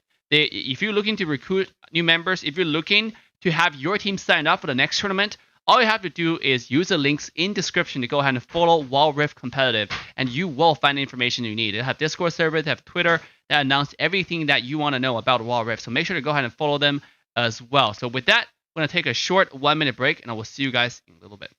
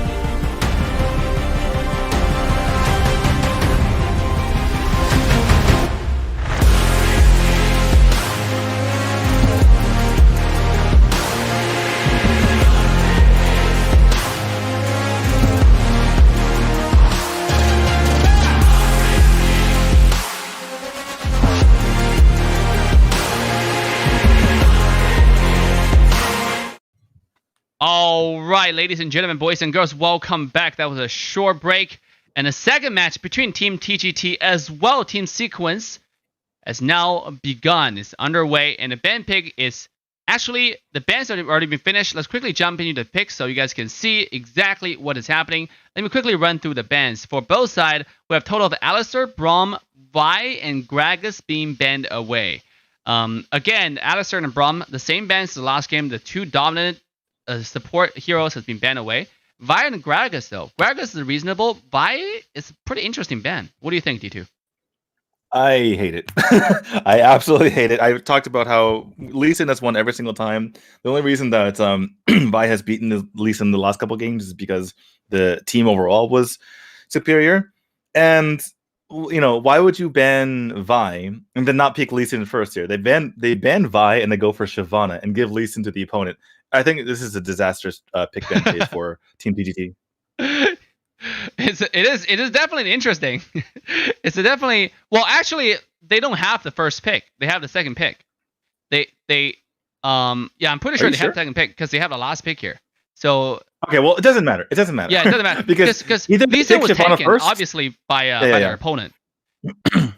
Because either they know who picks first and they gave Lee Sin to the opponent, or they picked first and they picked Shyvana.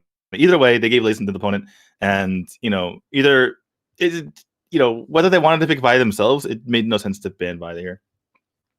But if you look at the total picks from Team Sequence, they have 2 jungler. Xin Zhao as well as Lee Sin. I guess they're going to run 1 hero side lane. And they have Varus being picked up as well. So, I mean, who's the support here? Is what? Support Lee Sin. Let's go. Just kidding. It's probably Olaf, I'm guessing. Actually, no, Olaf is definitely going silent here. It's played by Leroy. Leroy's a silent for that team. Maybe this is a bit of BM. Maybe they stomped so hard that last game that they're gonna just like put Leroy in like mid or something as Olaf. True, it's not possible right now. I mean, they do have 2 smite. This is a new strategy. Now, guys, for picking smite, I do want to point out that if you take smite, you're gonna get 20% less gold in lane. So, even though you're gonna get the same experience, but you will farm a lot slower. Like, despite the fact that you might be able to go to the jungle and get some farm, but that will take you a while. Most importantly, you will get 20% less gold than lane, so you're gonna fall behind compared to your laner. I figured it out, Dave. Here we go. Double invade. You send one jungle to the opponent's blue, you send the other jungle to the opponent's red. Let's go. The double invade strat. Let's go. Double invade strategy. Let's go ahead and take a look of what they're doing here. 4 men going up to the top side.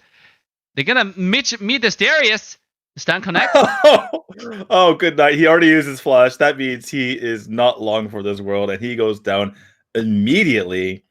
You see 4 members here invading. Only Varus is down in the bottom lane there. And are they gonna double smite this, I wonder? I mean, they probably will. Or maybe not. Oh, they did! Double smite coming in from the red buff. And now, look at the rotation. They're going to the blue. The 2 jungler are going to the blue. It is a 1-1-1-2 scenario. Like 1 lane, like 1 person each side and 2 jungler invade at the same time. Like, this is a new strategy I've seen for the first time, actually, in competitive. This is the most ridiculous thing I've ever seen. Yeah, so like you mentioned, they cut through the opposing side. You guys were just watching the main screen and not looking at the minimap. They cut through between the first and second towers, and not only that, but they cut through right when the minion wave came across. So they basically were just telegraphing to the enemy, like, "Hey, we're in your jungle right now, and we don't care, and we're gonna go ahead and take your other buff as well." And that means no buffs for the opposing side. It very much seems like. How do you feel? Tell me how you feel. Tell me how you feel. I feel so bad for this Shyvana. Oh, bottom side. Wow, very well done by the Olaf there. You can totally tell Leroy knows exactly what he can get away with. The Darius had a lot of damage, obviously using his passive there to get extra damage onto the Olaf and kind of burning him to death. But the Olaf had enough just to get the kill, made sure to use his shield so he could finish it off. Maybe Shyvana can make something happen. Leroy. Now, this is only level 4 Shyvana. Like, Leroy on the Olaf is not afraid. Well, he's able to use a flash to get away there. Yeah, the Shyvana is level 3. Olaf is level 4. No one has their ultimates quite yet.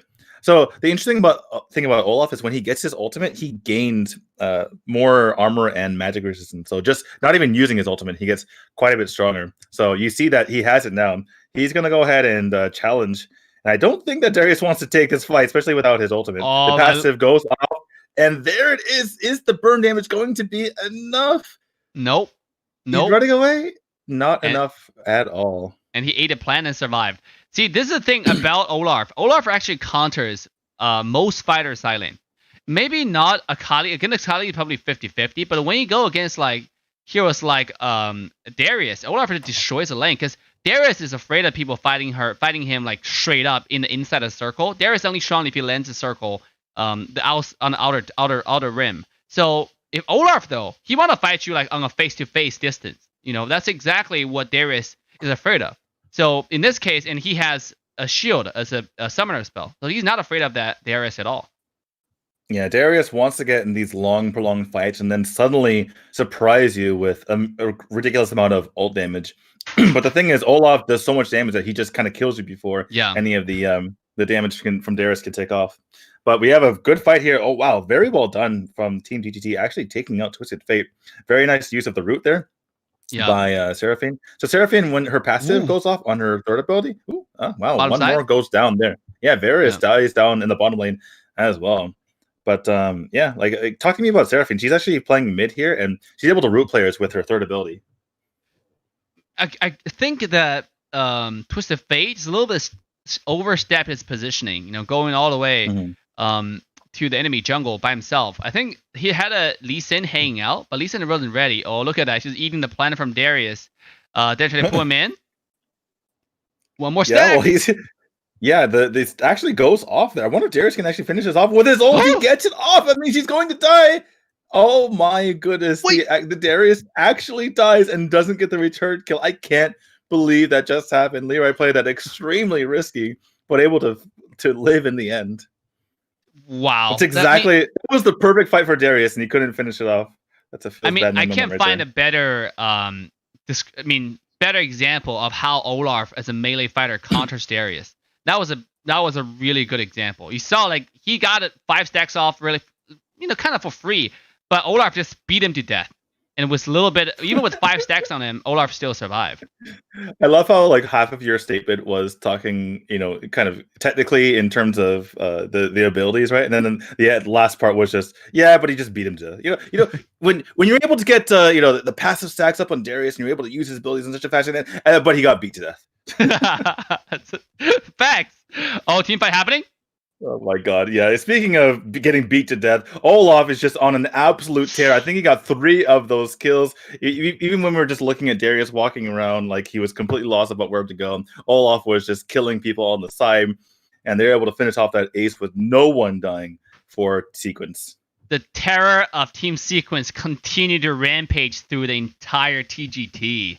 That was a clean ace at the dragon. There's not a single glimpse that TG had a little bit of fighting chance over there. They just got straight up demolished. I mean, it's a 5-on-5 team fight, but at this point, Team Sequence so far ahead. What? It seemed like a 5v1, then a 5v1, then a 5v1, then a 5v1, and then finally a 5v1. It seemed like they were just kind of lining up to die from TGT here, because we were watching from Bishi's perspective playing the Darius, and it seemed like he didn't even look at the team fight once, and then everyone was dying around him. It didn't seem like the greatest team fight if your team's not paying attention. Yeah, that was it's so unfortunate. If you look at Olaf's skills, 5-0-4, and then if we switch it back to Darius, it's 0-5-1. The difference on the side lane right now on the total farm it's outrageous, astronomical. Top side? Yeah, as you can see on the minimap there, multiple members are fighting over the top side, and only the members of TGT are falling, as already Seraphine has gone down, the Darius has gone down, the Malphite's falling as well. They're going to be pushing on this Shyvana. She's very low. Jinx falls as well. And not only that, but they were fighting a 4v5, as you see Olaf in this top lane pushing onto the turret. Oh my goodness. It's a 4 versus 5, and they lost the team fight yet again. This is why, go back to my point, from yesterday, this is why I dislike Shyvana in competitive scene. Because this is what happens when you pick such a weak jungler. And this is what happens when you pick such a weak marksman. Right? When you pick up heroes like Jinx, when you pick up heroes like Darius or Malphite is another hero, you basically kind of declared surrender in a lot of ways, because surrendering your jungle. And that's exactly, I think, the reason why Team Sequence decided to go with 2 junglers, right? They know you're weak, so why don't we just go ahead and destroy your jungle? That's a strategy. That's the goal. And they're pulling this off flawlessly right now. Yeah, it seems like Team Sequence valued making sure that Shyvana didn't have anything going for in the early game. They valued that over, having a support at all, right? Who needs to support when Shyvana can't even get going? Yeah. And now Shyvana really, she's just kind of crying herself to sleep at night while the opposing junglers run all over her. Wow. I mean, this we have not seen a one-sided stomp so hard before. This is probably the first time we see this happen today, and then it's happening. It's happening in such an odd way because those are the first time we see two jungler. Speaking of that, look at them. They're just running over the towers. They don't care. Is the enemy tower? Is my tower? Don't make a difference. Yeah, you can't even tell whose towers are which anymore. Lee Sin just jumps in and takes out the Seraphim. That's supposed to be their mid, not really helping them out all that much. And this is, I mean, there's nothing really to say anymore at this point. There's just like Team Sequence walking all over TGT right now. Wow. I mean, to that point, I don't see how TGT can come back from this game. Maybe like in any other game that was try to figure out a strategy. At this point, they do not have a single dragon. They don't have a single objective. There only being one dragon. There's only been one dragon on the map so far. But can they contest the next dragon? I think it's gonna come up in 30 seconds, and then I cannot tell which dragon it is from this perspective. So let's see if I can see it here. Did you see that? I actually didn't catch it. I don't know which dragon it is. It doesn't matter what it is. It was green. It was green. Okay, so it's probably Ocean Dragon. Then they want to contest this, right? Because it doesn't make the Shyvana a lot tankier in the dragon form. They give him a lot of HP. Yeah, it does. I don't know if they can contest though, because I mean, with a 14-2 kill disparity, they're probably down like 15,000 gold. They're going to try to take a fight right here. This is not the fight that they want to take. The ult comes out here from the Seraphim, but that doesn't affect people like Olaf. Darius is going to die as well. 2-0 already, and it's probably going to get a lot worse as the engage comes out from the Lee Sin. He has the revive. Doesn't even matter if they take him down. It wouldn't even matter anyway. And with their tails tucked between their legs, TGT runs right back into their fountain. Oh my goodness. Dude, I thought they were trolling, but it's a master plan. It's literally a master plan, right? I mean, after you think about it, you realize exactly what Team Sequence is trying to do. It makes so much sense, and they demo to all the audience watching, like exactly what their plan was through what they did. I mean, the two jungle invades the early game, entire team invade, and then the two jungle walk to the other side through mid lane to keep on taking Shyvana's farm. No, Baron was Baron on the map. God. Yeah, exactly. Baron is on the map, and they're releasing the Rift Herald. Like, what is going on in this game? Like, that's not something you see very often. When the Baron is available and the Rift Herald is getting released. I think it's just a matter of experience here. TGT. I was about to mention earlier. There's no way they can come back without help from Sequence. Like, the Sequence needs to overstep their boundaries, and TGT needs to punish them. And maybe the fact that they have, more support on their side, more beefy heroes, that maybe they can make this work. But they fought right out in the open, not even under their own turrets, and there was no way they're going to win that fight. So it just seems like to me they don't even know how to come back to win this game. Yeah, I mean, at this point, I think this game is already over. Oh, the hook comes in. Though. Yeah, he has revive. There is the ult coming out from the Shyvana. She immediately dies, so that's all for nothing. This is looking bad. Extremely long. Yeah, I mean, they do get a kill though. They do get a kill on the Varus. Actually, multiple members on the side of Sequence were low, but it doesn't matter in the end. Still gonna be a 4-for-1. Oh no! And Olaf, look at the Rift Herald pushing in. Look at the Rift onto the crystal. How often do you see Rift Herald all the way to the crystal? And God, I've never seen Rift Herald kill the Nexus. What? Leroy's looking at the camera like, have you guys seen that before? I've never seen that before. It's so happy. You're like, dude, this is like too easy. What's going on? Lee Sin got 10-0 and 6. The double jungle meta, right? If you're watching this, next time when your team pick another jungler, if you already picked a jungle, don't blame your team. Just because you don't understand the meta, doesn't mean your team doesn't know what they're doing. Okay, understand? They probably copied from Team Sequence. They probably watched this tournament. Well, if ever your opponents pick Shyvana and you want to just grief them so hard, then go for that strategy. Once again, big shout out to Team TGT though. They've definitely pulled off a really, really good attempt against a really strong team like Team Sequence tonight. Now, it's obviously Team Sequence end up coming off on top just because by sheer strength, right? You see, like, they came out with a strategy, they have a plan, and like I said, this is a team, this is a a family-based team. Everybody know each other. They're in one room. It's almost like an esports org without an org, right? They're sitting in Leroy's home playing the game together. I like the scene of that because it's New Year time, holiday time. People get together, be friends. I thought it was pretty good. Yeah, pretty good indeed. Like you said, good job by TG team fighting their hearts out. People watching at home, and we're being pretty brutal on them, but it takes a lot of guts to come in and play a tournament like this. So they are unfortunately eliminated. Team Sequence rightfully moves on, and this is going to be a pretty nice battle between Aether and Leroy's Team Sequence, because it's going to be a bit of a revenge match. Leroy trying to beat Aether after losing earlier in the finals of the tournament I previously cast. Yep. Now this time it's not even grand final. It's only semifinals, and then Aether Rift and Team Sequence. Whoever wins will proceed to go into the finals against 16 Big Gear, who has won yesterday, all the way from Korea. Very, very exciting match for tomorrow for grand finals, and that will only happen. In Trovo.live, on Trovo.live. So if you haven't used the link in the chat to go ahead and follow on Trovo, make sure to go ahead and do that right now. All the individual player perspectives are also streamed on Trovo as well. So make sure you get yourself ready on Trovo. Get your popcorn, get your stuff ready. An exciting demonstration, just pure domination by Team Sequence there, led by Leroy. So if you want to go watch their player perspective, you can definitely head to Trovo as well. Big shout out to Wild Rift Competitive for hosting this tournament.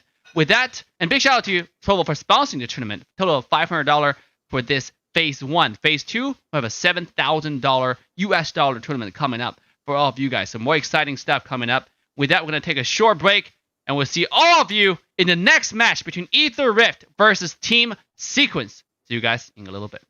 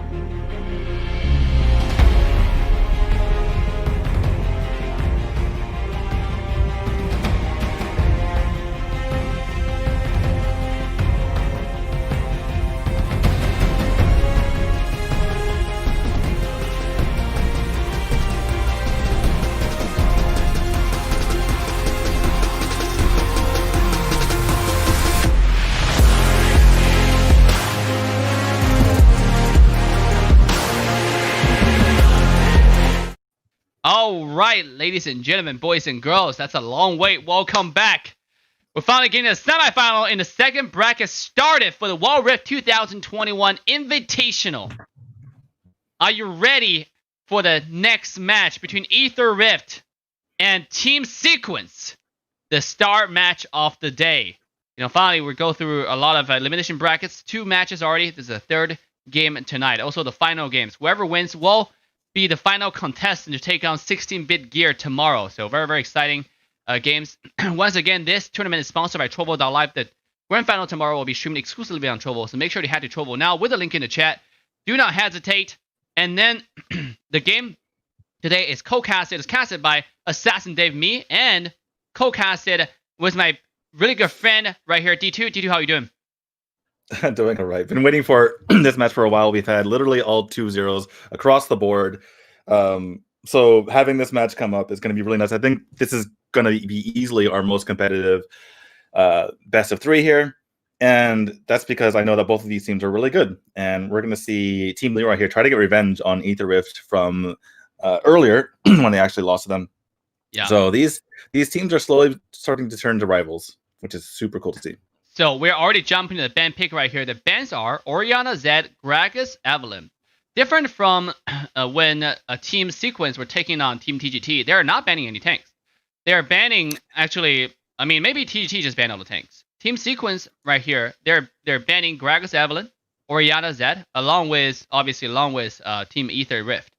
So look at all the picks so far from both sides. What do you think about the draft by each side? I'm just relieved that we're going back to normalcy. Like yesterday, we had a bunch of mid bans, and today we're going back to the mid bans. All 4 bans are, I mean, Gragas can go everywhere, obviously, but mostly banning champions that main in that mid area. But we're seeing, slight variation on these drafts. I think, okay, if our player would go back to the screen and let us look at the champions, that would be great. But this looks like Aether Rift here. And they have a pretty normal setup, but on the other side, Team Leroy, they go with the Dr. Mundo, which we have not seen yet. Yep, a very interesting pick. This hero can't be countered fairly easily. Maybe another reason why you picked this hero is because it's skin. The Frozen Prince Mundo does looks really nice. I personally has it, and it looks really, really good. So obviously, you can see that they're using it too. What I found when I started playing around with Mundo the other day, it's really he kind of bullies people out of lane. He's actually pretty nice, but the one thing that that counters him is just the ignite ability. So the summer spell. So all you have to do is just equip ignite, and you're good to go. And he has a really hard time, I found. Yeah, and or any player on the side lane would just buy anti-heal, right? Ignite is anti-heal. Yeah. You can just buy a small component of that. It's 50% lifesteal, just declined. So right here, it's also a Mundo jungle. What do you think about that choice? I just gonna watch and see. I don't even know what to say about that. I just want to reiterate though, or explain to the audience if they're not familiar with League or not familiar with Wild Rift. Basically, Mundo, he damages himself with one of his abilities, but he also heals a lot based on both his passive and his ultimate. And if you can shut down that healing and cut it in half using Grievous Wounds, then he really suffers. So that's why he's not always picking these high level competitive matches, because it's just such a very simple counter to him. Yeah. But the thing is, when you run Mundo jungle, he doesn't run into the problem with early anti-heal, right? Because he's mainly just on a ganking role. Now that also have to rely on the fact that you have to land those knife that you throw, not knives, kitchen knives, or weapons that you throw. What's the cleaver? Weapon called? I don't know. It's like a butcher's knife. He just like chucks it. Yeah, butcher's knife. True, butcher's knife. I love the sound effect, by the way. Yeah, a little bit of action up. Oh, wow! The flash forward and the stun there knocks him back as well. Does disaster on that Alistair, but he's gonna take a lot of damage coming back here from the misfortune, and that means that the 2v3 is basically played to a standstill here. Very well done on the side of Leroy. And it seems never like mind. Lee goes back in. He goes back in, knocks him right up, and there is the first blood going to Kaisa, getting the kill onto Braum. Now, both teams are still kind of fighting over it here. A little bit of lag, unfortunately. But re-engage here coming in. Uzi tries to get the damage off, pops some of her damage in order to get the finishing blows, but no one ends up dying in the end. Wukong barely any health left, and Lee Sin was pretty low there as well. It is so sad. When there's action, there's lag. Now it's back to normal. I wanted to see what happened. But in the end, it was a basically. trade-off for the support, right? Braum and Alistair both died. But for Team Aether, Aether Rift, they do have mid lane. Yeah, mid lane is in a bit of trouble there. Kaisa, our Uzi player, looking over to see what happened, but while she was doing that, she started getting some damage onto herself from the misfortune as well. And unfortunately, guys, we can only see the player's perspective, and a bunch of stuff happened in mid, and 2 people died from both sides. Yeah, it's so far a pretty even game. These 2 teams are the true contestant today, really. Like, if no one is really losing to anyone in any lane, and if they gank, if one side gank, the other side surely quickly counter that with their own gank, with their own rotation as well. So not a single side is definitely winning. It's 3 minutes in, about a minute in before the dragon spawn. So we'll really want to see how the team rotates before the next dragon show up. Yeah, both sides have a pretty good understanding of how to, just basically how to rotate, how to gank, and how to handle these different situations.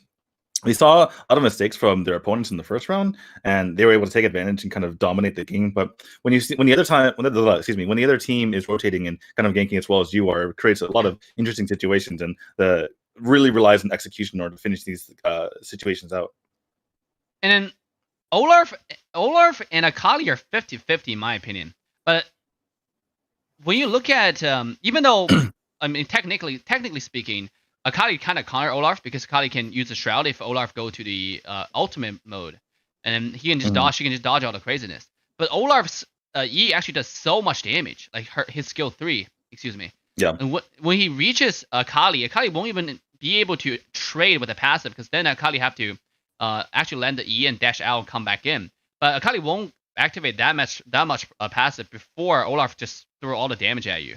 So they're actually 50-50. But then I see Leroy is playing a very passive and defensive right here, which is quite interesting. Yeah, he doesn't really want to take a little chip damage here from the Akali. But that said, yeah, the dragon is actually taken here by the side of Aether Rift, and they're gonna want more. They're gonna get in, try to get the engage on. They do get the engage, multiple members knocked up into the air, but nice use of the ult here by Misfortune to ward everyone off. But oh my goodness, Ari, where are you going? Why did she ult right in front of everyone? And that is a disaster here for Leroy as multiple members are going down. Another member gets pushed out of the way. Misfortune goes down as well. That is a 4-4-0 for a moment there. One member dies to the turret, unfortunately, but oh my goodness. Ari out of position costs her team 4 deaths. Also, it was for team sequence, they were not ready for it. Aether Rift, everyone was ready at a dragon. When dragon spawns, a signature move, that team that really disciplined when objective shows up. Once again, they have everybody ready, and Leroy was split pushing top. By the time when the team realized, and then when Leroy panned and mapped toward the dragon, he was already gone. When the dragon was gone, you should try to, get away there because they had a 5-member. Aether Rift has 5-member. However, they still, just like you said, Ari's getting a bad position to force himself into a team fight. Yeah, I mean, they're trying to get more done right here. Wow, Lee Sin jumps in at the last moment and gets the finishing blow off on the Braum, but well, hopefully nothing happens here, so we can talk about that. But looks like they're just kind of pairing around. But yeah, there was an amazing, 4-man knockup from the Alistair. But then, Team Sequence did a really good job of disengaging. They actually got away to the safety of the turret. And then Ari comes in and just ults right through the entire team. And, Aether Rift's like, oh, okay, thank you. We'll just kill you then. And then that caused the rest of Team Sequence to try to help Ari. And then that caused everyone to die. So a good defense turned into a disaster very, very quickly there. At the same time, on the other side of the map, Leroy does get caught off once again, which just give Aether Rift more advantage at this point. Now, the Rift Herald has been spawned, and we're looking at Aether Rift perspective right here through Uzi. Seems like they want to start it. They're getting spotted right here by this River Scuttle. Yeah, the Scuttle does, allow them to be seen on the map by the other side, but they don't really care. It seems like they're going to just push their advantage and try to get this Rift Herald. They are able to get it out there, and looks like Braum is in a lot of trouble. Excuse me, that was Mundo. Mundo does go down immediately. Now they're going to go for more. They jump back onto Leroy on that Olaf. Olaf's extremely low. There's the kill onto him as well. Akali's half-life, but everyone else is pretty healthy here, and Aether Rift is getting so much. And oh, wow, catches out the Braum here, just trying to be back, but Kai's not going to let him have the time of day. Yep, he does have the minion advantage though. Trying to get a Proc passive, exhaust. Wait, there's no way, right? There's no way, right? There's no way. Oi! Are you kidding me? I just handed it off to you because I was like, okay, this is a guaranteed kill, but maybe not. Okay. Oof. Wukong in for the save at the last moment. Uzi, unfortunately, not really knowing how strong Braum was in that situation. But I think Braum get a little bit wow. over his head. The reason why he was winning the initial trade against Kaisa was he had a huge minion wave to his favor. So he also exhausted Kaisa, which made Kaisa super weak. But he wasn't doing the damage. He was applying the passive, but the entire minion wave was doing the damage to Kaisa. And then after the minion wave is gone, he jumped back in, like having this illusion where he did all this damage to Kaisa. He thought he can kill Kaisa. So I thought it was a misplay. Initially, it was a really good play. We were almost killed Kaisa with the minion wave, but now it's obviously we see a little bit typing from Uzi to his team here. Uzi just can't take the ping, especially playing from the Philippines.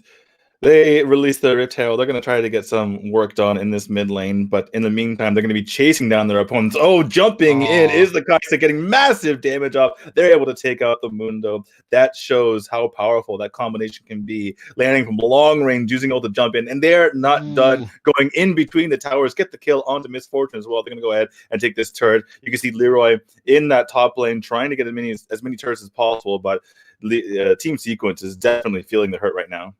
Yeah, Leroy's split pushing a little bit too much. I feel like when objectives coming up, you need to find a balance between split pushing and obviously helping the objectives. Starting with the first dragon, when Team Aether Rift had 5 people at a dragon, they already kind of lost momentum. But you can see Leroy is really disciplined and just staying on his lane and pushing. He wasn't really rotating the team fights, and that I think eventually is gonna be the downside, the disadvantage for Team Sequence when taking objectives, when objective shows up, unless it's on Leroy's side. I feel like Sequence is doing a poor job of disengaging, though. Like, Leroy takes him so long to get to the other side of the map. We see another member dropping here, Mundo. Mundo's just not having the good time. Ult here is popped from Leroy, trying to make something happen on the other side, but he gets taken down as well. That's a double kill for Akali, making it that much more difficult to stay in the lane. Rampage comes out as Wukong gets yet another kill, and Aether Rift are showing their skills, flexing their muscles on over and above Team Sequence right now. Yeah, they're absolutely dominating. They're just walking over this game. I mean, like I said, this team is very stable. I cannot wait if Aether Rift actually wins this. I cannot wait for them to take on 16-bit to see which one, because 16-bit Gear is also a team that's really good at focusing on objectives, right? They're on point when objective shows up. Their Baron lane rotation is similar. When Baron shows up, they both rotate to Dragon. I mean, when two teams play almost exactly the same, then it just comes down to execution, right? Who initiated better team fights, those kind of stuff that we can see right now. This game we see more of for Team Aether Rift. They just more focused and have a clear objective, a rotation over their opponents right now. Yeah, the thing is, I actually thought that Aether Rift was the more sloppy team if we're judging them by their first round matchup, right? Yeah. But so I'm a bit surprised to see this come out from Team Sequence. I wouldn't be counting them out quite yet, though. I think they have still something to say, and I'm not sure they can come back in this game, but I think that they can make something happen in the next one. Yeah, maybe you can show us the first 3 full game best out of 3 in the elimination stage. Now obviously whoever loses today is still gonna be contesting for 3rd and 4th, so still have another chance. But for the winners, they're gonna go to the grand finals. So yeah, let's gotta step up the game. Uzi's facing a little bit of lag. Can we go over to Leroy? Yeah, I know that he's not usually in the fight, but I think he has a bit less jagged ping there. And he is actually going to be doing the fight this time. Looks like a big knock up here from the Alistair. He's getting extremely low being under the tower there. Big ult comes out from Misfortune. This might be the chance for Team Sequence to actually get a revive coming out from one of their members. The stasis comes out from Lee Sin as well. Can he get away? He's extremely low. Does get taken out by the axe from Olaf at the end. We have Akali over here trying to split push while all of that was going down. Can she take out this turret, or will she lose her life? Or I suppose both. Just use that conceal to try to get away. She's going to be joking and jiving and jumping around, trying to make something happen. He actually gets the kill on the Braum, gets a double kill before falling. That's a triple kill. Excuse me. What a play from Akali there. This is what you get when Akali's farmed. You got to be respecting the Akali damage at this point of the game. Like, the thing about the comp that they have is once Brahm's stun finishes, they do not have any more follow-up CCs unless Ari lands the charm. Mundo wasn't even there, so that was such a good play by Akali, though. Yeah, very well played by that Akali. Just outplaying Leroy. You don't see that very often, but just jumping back and forth, has a cool 13.4k gold to his name. And like you mentioned, really just hard to hold down Akali if you don't have the requisite CC. And she's able to just dance around and, dance all over them with her damage. Look at that Mundo skin. It just looks so pretty. Especially when the ult is active, he looks all transparent, crystallized. Like, he looks so nice. It's just so sad that this hero is kind of troll. Yes, unfortunately, he's having a lot of trouble in this game. In comes the Alistar Dragon. If something happened, there is the damage coming in, and all the members are falling. The Mundo's going down, the Brahm's going down, so too does the Ahri. No one on Team Aether Rift has fallen quite yet, although many of them are extremely low. Actually, what's going on here? The Wukong kind of just stood there and died. Okay. Whatever. We'll just forget that happened. Many of the turrets are under fire here. Kai'Sa trying to get his damage off onto Leroy. So much damage coming out from that Kai'Sa. And the Leroy has to back off or now go back with his tail between his legs going to the fountain. Kai'Sa trying to force the issue here with no one. Basically, she's the only one there. Alistar, you can see rotating in from the mid, maybe try to help her out. But yeah, the bravado, the nerve, the moxie of this side of Aether Rift as they're just kind of styling on Team Sequence right now. I think it's again, it has to go back to the point where Aether Rift is just a lot more discipline on objectives, and it snowballed off of that. When you focus on objectives, the game becomes very clear. The team fight should happen around objectives, and for Team Sequence, we're seeing the reactive play. It's how they win against TGT, right? How TGT played against them. It's more reactive because they're not proactively ready for Dragon to come up. They're not proactively ready for Baron to come up. So they're playing based off how the enemy plays and they're responding to it. Once you do that, enemies are ready. And for a team like Aether Rift, that's known to be one of the best teams in C, they're going to punish you very heavily. And now they're going for the Baron. Yeah, and the Baron is getting extremely low. Not many eyes on it if you're from Team Sequence. They're going to try to jump on it at the last moment. Actually, quite a lot of health left. And it looks like they're going to be switching places. And now they're going to go on top of it. Are they able to get it in the end? No, it's actually Aether Rift who are able to secure it. And that means that Leroy goes down on the Olaf. The Mundo goes down, so too does the Brahm and Ahri. And that turned from a potential opportunity for Team Sequence into an absolute unmitigated disaster. And this looks like it's going to be the end for them. It does seem like the end of the game. Misfortune at this point. 1 versus 5. Not going to do much. He's going to get eliminated in base. Yeah, gets a revive, but immediately killed right after that. The revive comes out here, excuse me, for the Lee Sin as well. He comes up, he starts punching the Nexus, and that is going to be game number 1 going to Aether Rift. Yeah, what a game. What a dominating performance once again demonstrated by Aether Rift, showing us they are the true star of the night. Now, doesn't mean we should not count out Team Sequence by all means. That they're ready. The next match, if they win this, we're gonna go see a full 3-game matchups. All they have to do is pull off what they did to TGT. Once again, really rotate to the objectives. You have to focus on those. You have to focus on the dragon. With the China Dragon Soul system, missing one tiny dragon may not seem like much, but once the Outer Dragon comes up, all the previous stat will now come to do. You really have to make sure you do not miss the dragons. At least try your best to fight for it. Right? Give yourself the best chance of winning. So I guess that's what Team Sequence need to do next game. Yeah, the thing is, I felt like they were keeping the game pretty close there. It was, I believe, 3-3 in kills in the beginning of the game. The thing is, they gave it the dragon, like you mentioned, but then right after that, they had a really nice disengage, and they could have potentially played the game just a tiny bit behind rather than a massive bit behind. Yeah. But what happened was, again, like the Ahri kind of just baited her team into a terrible team fight, and 4 ended up dying when none really needed to die. Yeah. And that just the game was just over at that point. You can't just give up 4 kills for nothing. What do you think about the Mundo pick? Why all of a sudden like Mundo jungle showed up? I honestly couldn't tell you. Me neither. That's why I asked. Because I just think it's such an odd pick, right? When in such a intense environment, what you want to do is pick off your comfort pick. So I guess the only explanation I have is that's their jungler's comfort pick. because probably other heroes are banned. I mean, also Lee Sin's taken. Vi is still available. Vi is still available. There also a Mumu available. We know Mumu being nerfed a lot, but still available. And you can also go with potentially Olaf jungle. Right, that's also another possibility. So I think there's still some choices available, but even Xin Zhao I think is a lot better choice. Xin Zhao's early game is extremely strong. Sometimes even stronger than Lee Sin. Depends on they're similar to Vi, depends on who uses the skill, who are the wasted skill on the minions. If they meet in the river, if Lee Sin uses skill on the scuttle, then Xin Zhao wins by default. If the other way around, then the other one wins. Yeah, it's definitely, eyebrow raising to say the least if we're talking about the Mundo pick. But yeah, it's just the only thing I can say is probably a comfort pick, like we mentioned. We've seen them play Vi, we've seen them play Lee Sin, so presumably the jungle is capable of playing multiple roles here. Yeah.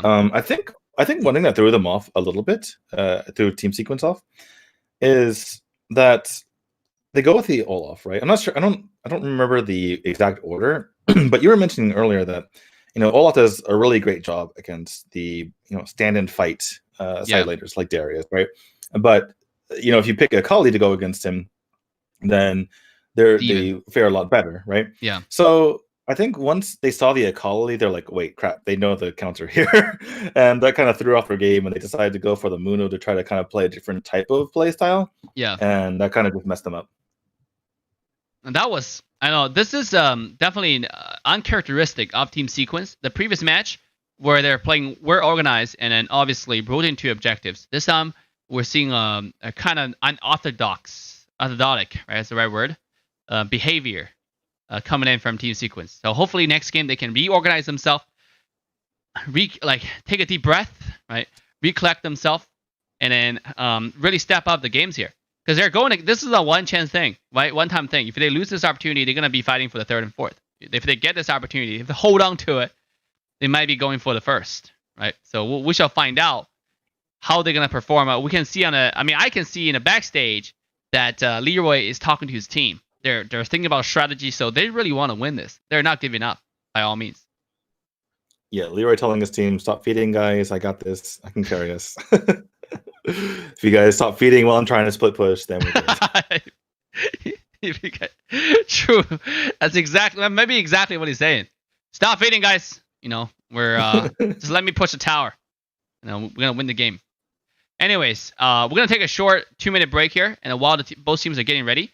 Once again, if you haven't get your popcorns ready, haven't get your soda, haven't get your stuff ready, make sure to go ahead and do that. This stream, this tournament is sponsored by Trovo.live, and the grand final will be streamed on Trovo exclusively. So if you're watching the stream, you want to watch grand finals tomorrow. Doesn't matter which team wins tonight. It's going to be a very exciting and very, very, very intense game tomorrow. And grand final will be a best out of 5. So the team have to win 3 times. If you want to watch that, make sure to use the link in the chat right now to go to Trovo and follow us on Trovo.live instead. Because that is the uprising star, the best streaming platform you can watch for all things mobile. At the same time, Tencent being the official partner for Riot will definitely give Trovo a huge advantage in the future tournaments for anything Wild Rift. Make sure to go to Trovo.live, and a big shout out to Wild Rift Competitive for helping for assisting the entire tournament organization, making this tournament happen. Big shout out to them, and big shout out to D2 for the incredible cast today. So with that, we'll see you guys in a little bit. Get your stuff ready. See you guys soon.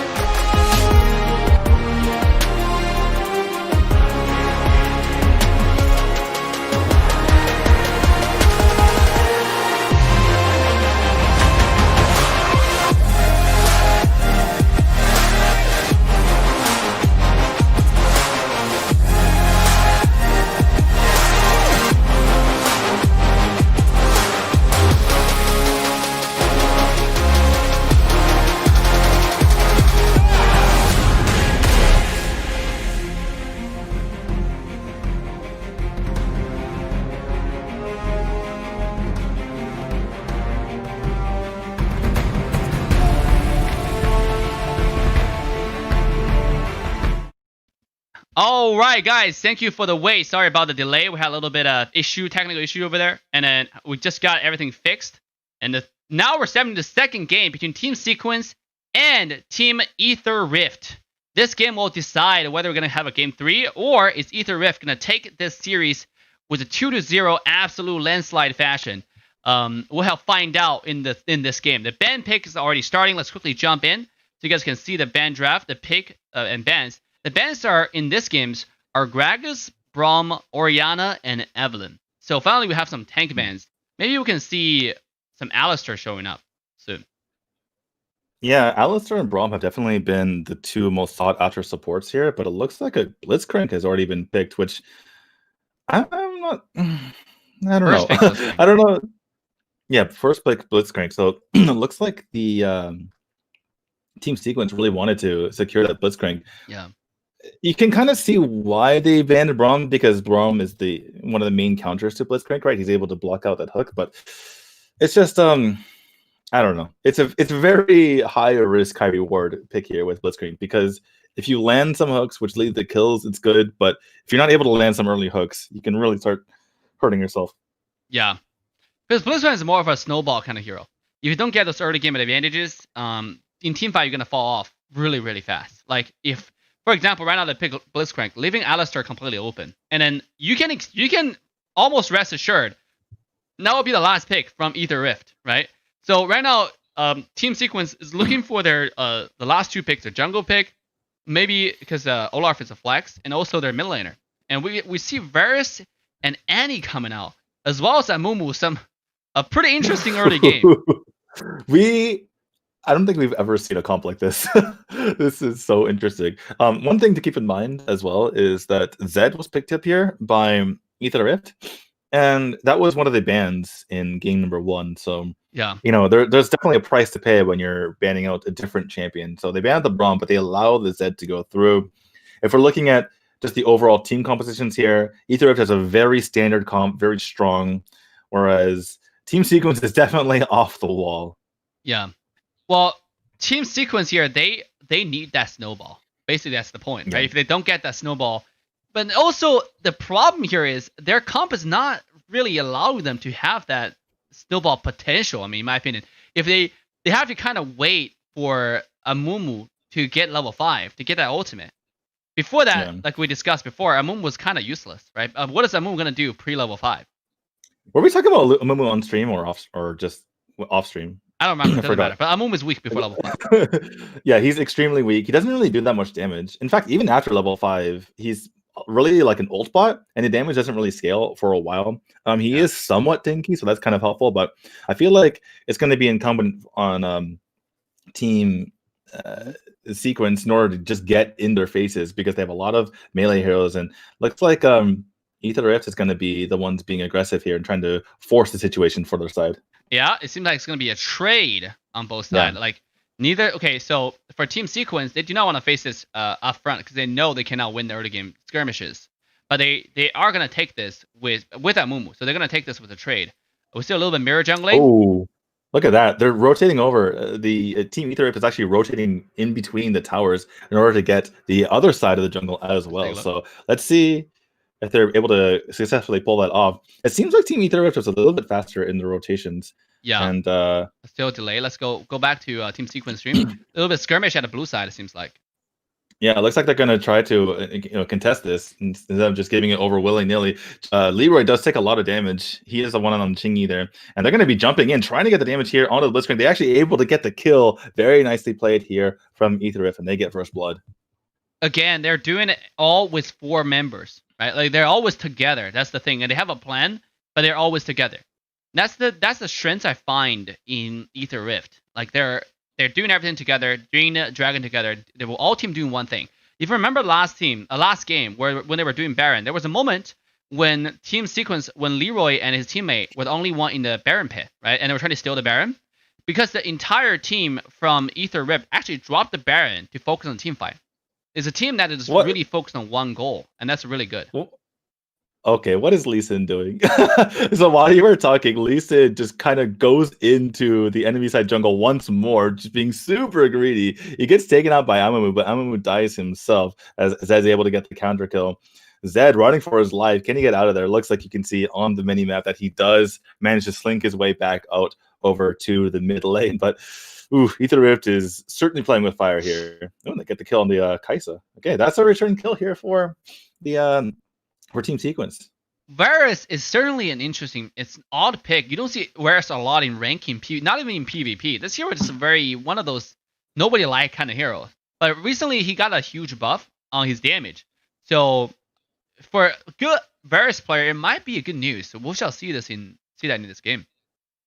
Yeah, got some buff on his damage, got some, or as we see, Annie getting killed by the Wukong. Actually, Amamu goes down as well. So we were talking about Amamu getting a potential power spike as he gets the, or power like escalator, I guess, a slow, gradual, ramp up in power. But if he's going to continuously die like this, it's not going to help his cause. Yeah, wow, killing spree coming up from the Wukong. Wukong is just absolutely killing it right now, literally and figuratively, as he takes out 3 there. I think all junglers need to start focusing on, at least learning Wukong to some extent, because Wukong is such a versatile hero, right? He can be played on the side lane, he can be played in the jungle, and the thing about this hero, he's so mobile. Like he can engage with invisibility or not, depends on the distance he's away from you. And the thing is, he has a huge AoE knockup, and he can do it twice. Yeah. For those of you who haven't experimented with Wukong yet, when he pops his ult, he and his clone knock you up, and then within 8 seconds he's able to use it once more.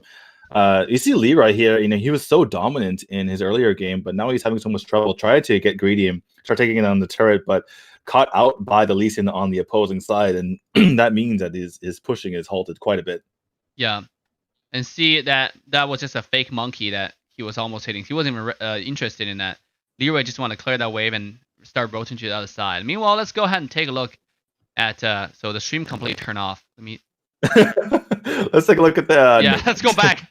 Let's go back to Leroy's perspective. Let's go to Team Sequence perspective. This does not tell us where Aether Rift is. We got to see. Look, Monkey once again is showing up. The top laner, the Baron laner, is once again showing up at the Dragon. So Aether Rift have 5 men on the Dragon right now. Oh, Amumu gets it. All of it. Amumu was able to actually steal it there because it actually was a 4v4. Zed trying to fight off with Leroy here. Who's able to take it in the end? Oh my goodness! Flash into 3rd ability, and he is cut down, quite literally speaking. And Leroy's coming to play this time. They get the Dragon, they get the kill onto the Zed, and maybe Team Sequence can finally make something happen here. What a Dragon steal over there! To show you the Amumu teamfight presence. The good thing about Amumu compared to Lee Sin, if you fail to get a huge lead against Amumu in teamfight, you're gonna start losing to Amumu really fast. Like, cause his ult is so game changing. It's one of those ultimate that's huge area, cover a huge area. They also stun you for a long duration. That's one of the reasons why developer nerfed it in the last patch. I still don't understand that. I feel Amumu early game is too weak. Yeah, he's a pretty weak champion, but he has a massive ult, like you mentioned, 1.75 second stun, and you can see his ult is still on cooldown, which means he likely used it in that fight. If I can maybe radio broadcast and replay that for you guys in your heads, even though we couldn't physically see it, I imagine that he jumped in there, got a nice pull with his first ability, got a nice ult, and that made it so that there wasn't the ability to smite there from the Lee Sin, and he's like, I'll take this dragon. Thank you very much. That's exactly what happened in my eyes. So top side is a one-on-one trade. Yeah, exactly. Let your vivid imagination flow. Just like go free. Think about, imagine all the scenario that is happening. But yes, absolutely. And Amumu now has ultimate, finally. And another thing downside about Amumu's early game is his ultimate cooldown is so long. It's such a long ultimate. Yeah, so we're looking for like the level 13 power spike when he gets the final cooldown reduction. That might be the case here, right here. Let's see the potential Olaf v Zed part 2. I believe the Rift Herald was taken by Aether Rift. Exactly. That's once again a typical Aether Rift move. Again, focus on the objectives, whereas we see Leroy just completely dedicated himself to the split push, right? To put in pressure on the map. The pressure on the map, though, have to come with the results. The reason why the Baron laner put pressure on the map is for your team to take objectives safer, because then enemy team have to answer that. But in this case, we see Zed sometimes answer it, right, in the last dragon fight. But before that, I mean, after that, they were just focusing on the Rift Herald altogether, and I assume the same thing will happen for the next dragon. Actually, now that you mention it, okay, we might see a fight here with the Wukong. Is he going to go down? He probably still has invisibility up. He does get away for a moment there, uses his ult, but does go down to the combination here of Olaf and Annie. And actually, there was a kill on the other side of Wukong. That's a very nice pickup there. Amumu does die himself, so a bit of a trade, but Team Sequence actually kind of making something happen here. Yep, they're looking for trade around the map. I mean, right now, this is their play. They have to make something happen here. Right, this is their last chance right now before getting taken down to 3rd and 4th place. So mid tower will go down here. Oh wow! Jump in from the Lee Sin. I wasn't expecting that. Has to use his ult to get away, but big knock up here coming from the Alistair. Jump back in from the Lee Sin. Is he gonna be able to get the kill? And Kaisa finishes it off. Wow, those. I don't even know what to call them. Those spirits, whatever she shoots out, can be extremely strong, especially when the opposing team is very loud. Here comes Rift Herald, finally released. Going to be in that top lane there as the skirmish continues here in this mid lane. Going to be a 5v4 situation in favor of Aether Rift. Yeah, Dragon's coming up in 16 seconds. Leroy's coming up in 3. Olaf's coming up in 3. So we'll see what the team decided to do. Okay, that was a technical issue there. But right now it seems like. Seems like the entire Team Sequence heading towards the dragon. Yeah, seems like they're gonna be trying to contest this. The vision comes out here, but immediately taken down is Kaisa. There is the play the Team Sequence is looking for right before a major objective. Can they make it happen right now? That was a beautiful hook by the Blitzcrank. Let's see if they can try to. Come in. Coming in is Team Aether. If they're going to jump on it, their team is able to secure the dragon. Big knock up here. That is huge play coming in from Team Sequence, but can they finish off the kills? The Alistair's extremely low. Zed gets in there. Or excuse me, that was the Lee Sin who jumped in there. The Wukong and the Lee Sin are extremely low. Can they pick up these kills? The Annie is on the chase. They go back and try to finish off the Zed. Not the smartest choice here by the Zed in the end. And he gets taken out. Leroy and Team Sequence, it looked like a 3v4 in the end there. It was 6-9 before that all started. So not the best situation, but they do manage to pick up the dragon. So, team fights going forward, they do have those advantages. It was such a cluster last team fight, but the good thing that's going for Team Sequence is this is the most objective any team is taking away from a team like Aether Rift this entire day. They're able to get 2 dragons so far. The last dragon was a clutch. This dragon was just, they were ready, right? They got a kill ahead of time. But like I said, it feel like a deja vu, right? When they were taking the dragon, when TGT was taking the Baron, they got sandwiched. And this time, I thought the same thing was going to happen. But nice job from Team Sequence here to secure the dragon and also even up the team fight. Yeah, it was a 5v4 though, so I don't really blame them going for it. Going forward, I think they really want to have those types of team fights, right? Where everyone's kind of clustered around one area. That will allow Annie to get her damage, and that allows for Blitzcrank to get his silence off on his ultimate. That allows for Amumu to get his massive ultimate off as well. The only thing they have to be worried about is a massive ultimate or a massive knockup on the side of Alistair. So that's one thing they need to be careful of. But other than that, they really like those grouped team fights so they can get their damage in. Absolutely. Top side, Baron. Yeah, it looks like this is how tanky Amumu is. I guess they're trying to be as tanky as possible to kind of eliminate, nullify the damage coming out here from Aether Rift. If they can just be super tanky and just kind of get in their faces and take these team fights, and maybe they can make this happen. Maybe kind of be a little bit of a soft counter to both the Zed and the Lee Sin to just outlive the damage that comes through. Yeah, and now we're seeing Zed is putting pressure on the bottom side, and this is how you really expect the Zed to play. Ultimate comes in. It's going to be a collapse. Not going to connect.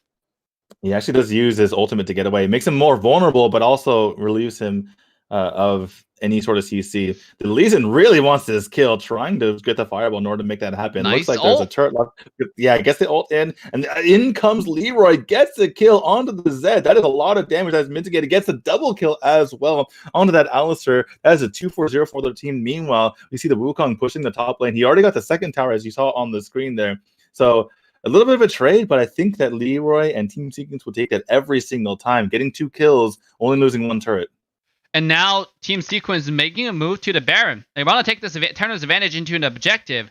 Still 6 seconds on the timer for 2 people to spawn here. There's a 5-3, but remember the same mistake TG made. The enemy jungler is still alive, along with a lot of teamfight maker, for example, Monkey and stuff. So looks like they're going to back away. Yeah, they kind of had it back away there. The other members were coming up pretty soon. You saw the fireballs being thrown out from the side of the Lee Sin from behind that little cove there. And that means that they do not get the Baron despite the... Oh, wow, Aether Rift just steals it. They just jump on it. No one even had any sort of vision at all. Aether Rift just takes it. And look at the members of Team Sequence. They're extremely low. All of them are following immediately. There's a revive coming out from the Wukong, but he's going to be in the back in the fight very quickly here. They're fighting under a turret, though, so bit of a sloppy situation. 3 members are dead already from Team Sequence. Can they make something happen? Revive coming out. I don't even know what's going on anymore. There's a double kill coming out from Amamoon, but he is killed himself. That means that only Leroy is left alive. He's going to have to defend himself 1v3 here. Yeah. Can he do it? With a Baron Guardian Angel back up. I was just about to say, they just left the Baron like without putting any wards down. There was no vision left, and they just kind of left the territory completely and leave the Baron to the enemy to take. And that is such a huge mistake from Team Sequence side, giving the Baron for free to their opposition. And meanwhile, you gotta give Aether Rift a lot of you gotta give Aether Rift a lot of credit though, because they immediately jumped on it. There was no hesitation. It seemed like right when the Team Sequence left, it was already taken. Exactly, because they did about 40% of the Baron's HP, and they just left. I mean, you never just leave, though. Right? The other thing is, why not put a war down, right? Why not give some kind of vision instead? So over here, another Dragonfly seems like. Yeah, Dragonfly potentially on here. Maybe they're going to go for it. In comes Amamu, gets pushed out right away. That means that the Lee Sin is able to pick up the dragon for himself. Leo trying to fight 1v3, but I don't think he can take on this fight. But actually, he's able to. Uses that 3 at the last moment to pick up the kill onto Lee Sin. In fact, they've already killed Wukong as well. He gets the revive. Can he finish off this fight? No, gets taken down by the Kaisai in the end. But as it's still a 3v1 fight in favor of Team Sequence, not expecting that way, or not expecting to go down that way, excuse me. They do, however, lose the dragon. So that's the first dragon going over to Team Aether Rift. This game, I mean, even though Baron did go to the favor of Team Aether Rift, the next team fight is really coming down to the Elder Dragon. Because like I mentioned multiple times, if you have the small dragon, it's all because of the Dragon Soul system. The small dragon individually doesn't really amount to much, but once you put a nail in the coffin, you get the Elder Dragon, all of a sudden all the previous dragon start multiplying the benefits of the Elder Dragon. The next dragon is going to be the Cloud Dragon. The movement speed is insane, but on top of that, the true damage in team fights, it's just too much. You know, like they already have 2 dragons. If somehow Team Sequence secure that Elder Dragon, I think they have a really good chance of finishing this game. Can you explain the timer again? Because I'm still confused about how that works. So if you get the dragon before 12 minutes or something like that, is that the case? So this will happen. This entire game, we'll see 4 dragons in total, right? We see 3 small dragons, we see 1 Elder Dragon. Basically, if you finish, if your second dragon dies before 12 minutes, if your last dragon dies before 12 minutes, right, then there's 1 more small dragon, regular dragon. Ah, okay. Yeah. So there's potentially only 2 dragons showing up in the entire map, like 1 regular dragon, 1 Elder Dragon. If no one on the team, no one on the entire map decided to do dragons, and then the first small dragon died after 12 minutes. That's the only small dragon that will ever show up. After that, it's going to be Elder Dragon, and then that's it. I see. Yeah. Well, it's a good thing you got that explanation up before anything happened. There was a nice retreat there from Team Sequence. They're able to get out of dodge. All members really still high, kind of just dancing around each other. The Baron, as you can see, is on the map. No one has vision of it right now. Alice are trying to push them out. Looks like Zed and Wukong are seen on the map, though. So it's unlikely that the Baron is taken right now. But both teams kind of still dancing. Wow. I mean, another tower being taken down bottom side. He kind of left the bottom vacuum right now. They're going all in on this.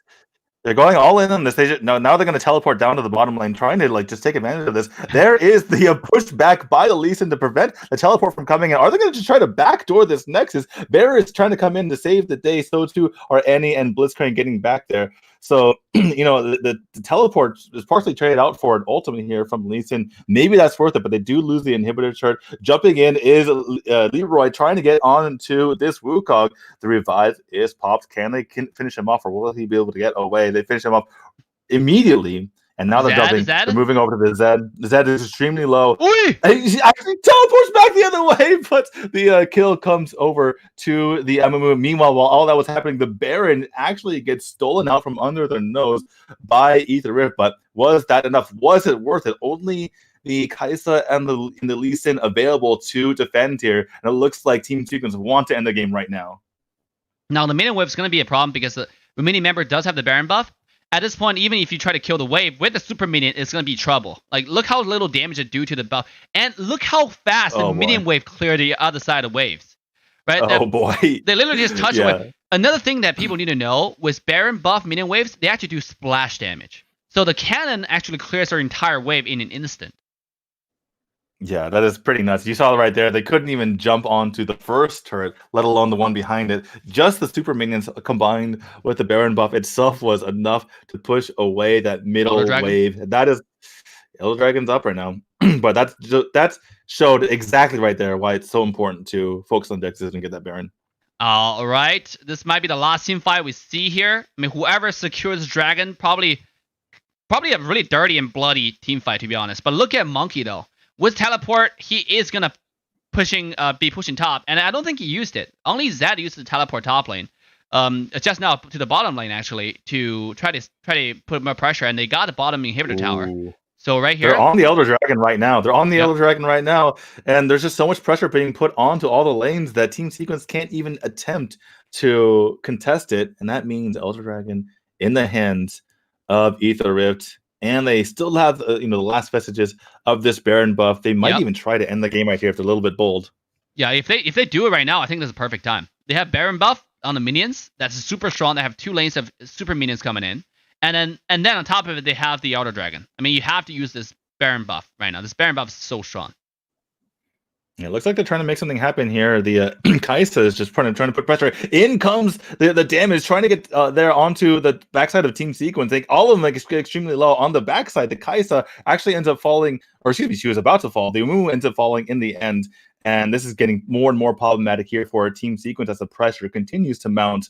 I was a bit confused about what happened there because Lee Sin jumped in and immediately got taken down. But there is the Zed. He gets taken down. This is just a bloodbath over on the Nexus. But with all these minions pushing in, it might be too much or too little too late here for Team Sequence. They're trying to get the kills. Leroy goes down. They have 3 down on their side. It's going to be still a 3v3 situation with minions pushing onto the Nexus. And I got to believe that that's going to be it. Aether Rift are going to the finals.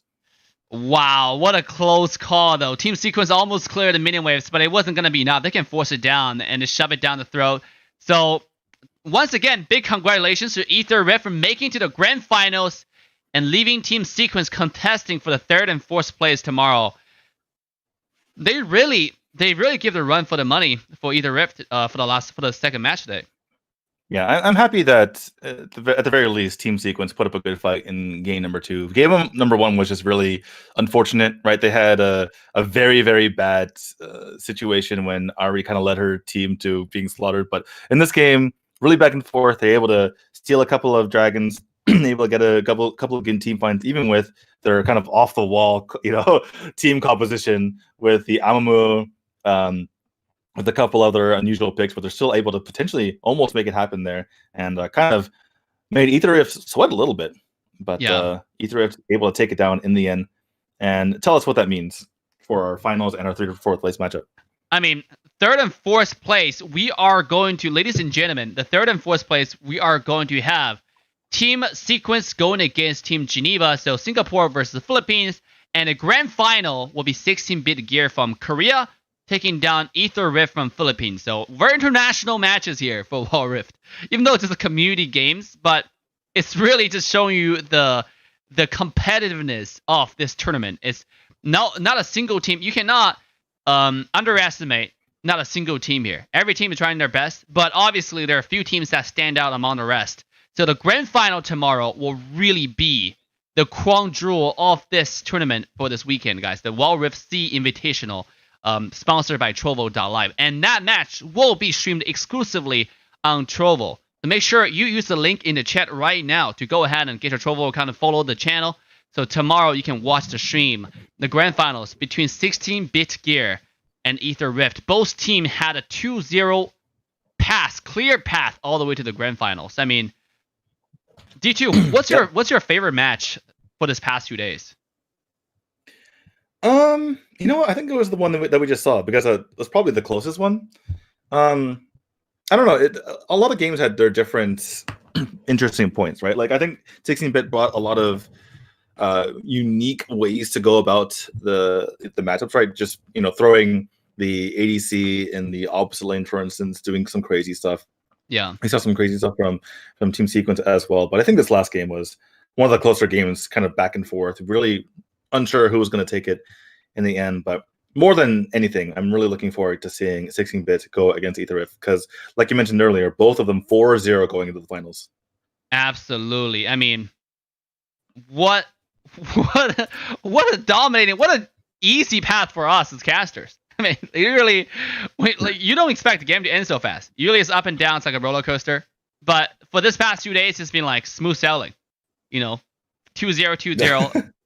You can get off 4. You don't want to say that as a caster though, because like sometimes you get tired as a caster and you're like in your mind you're like, please just go 2-0, and then like you have all the viewers at home like saying, please go full games, please go all the full limit. So as a caster, sometimes you're hype into it, and something like, okay, a lot of the time I wanted to go 3 games. I wanted to go the distance because I love to see really good matchups, but sometimes you can't hide it. It's just like sometimes you're so tired, especially when you cast a whole day, and then you just wish the last match and 2-0, please, 2-0. But tomorrow, guys, tomorrow is the game. It's best out of 5 for the grand finals. It's the match that you really do not want to miss. So put it on your calendar.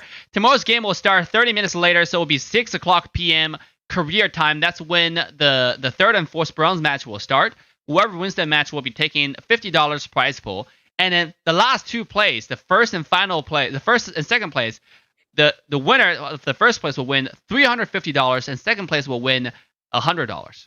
So the total prize was $500, probably the highest among all the community tournaments in C right now, even though this is not even the tip of the iceberg for our next phase of the tournament sponsored by Trovo. So you are in for a treat.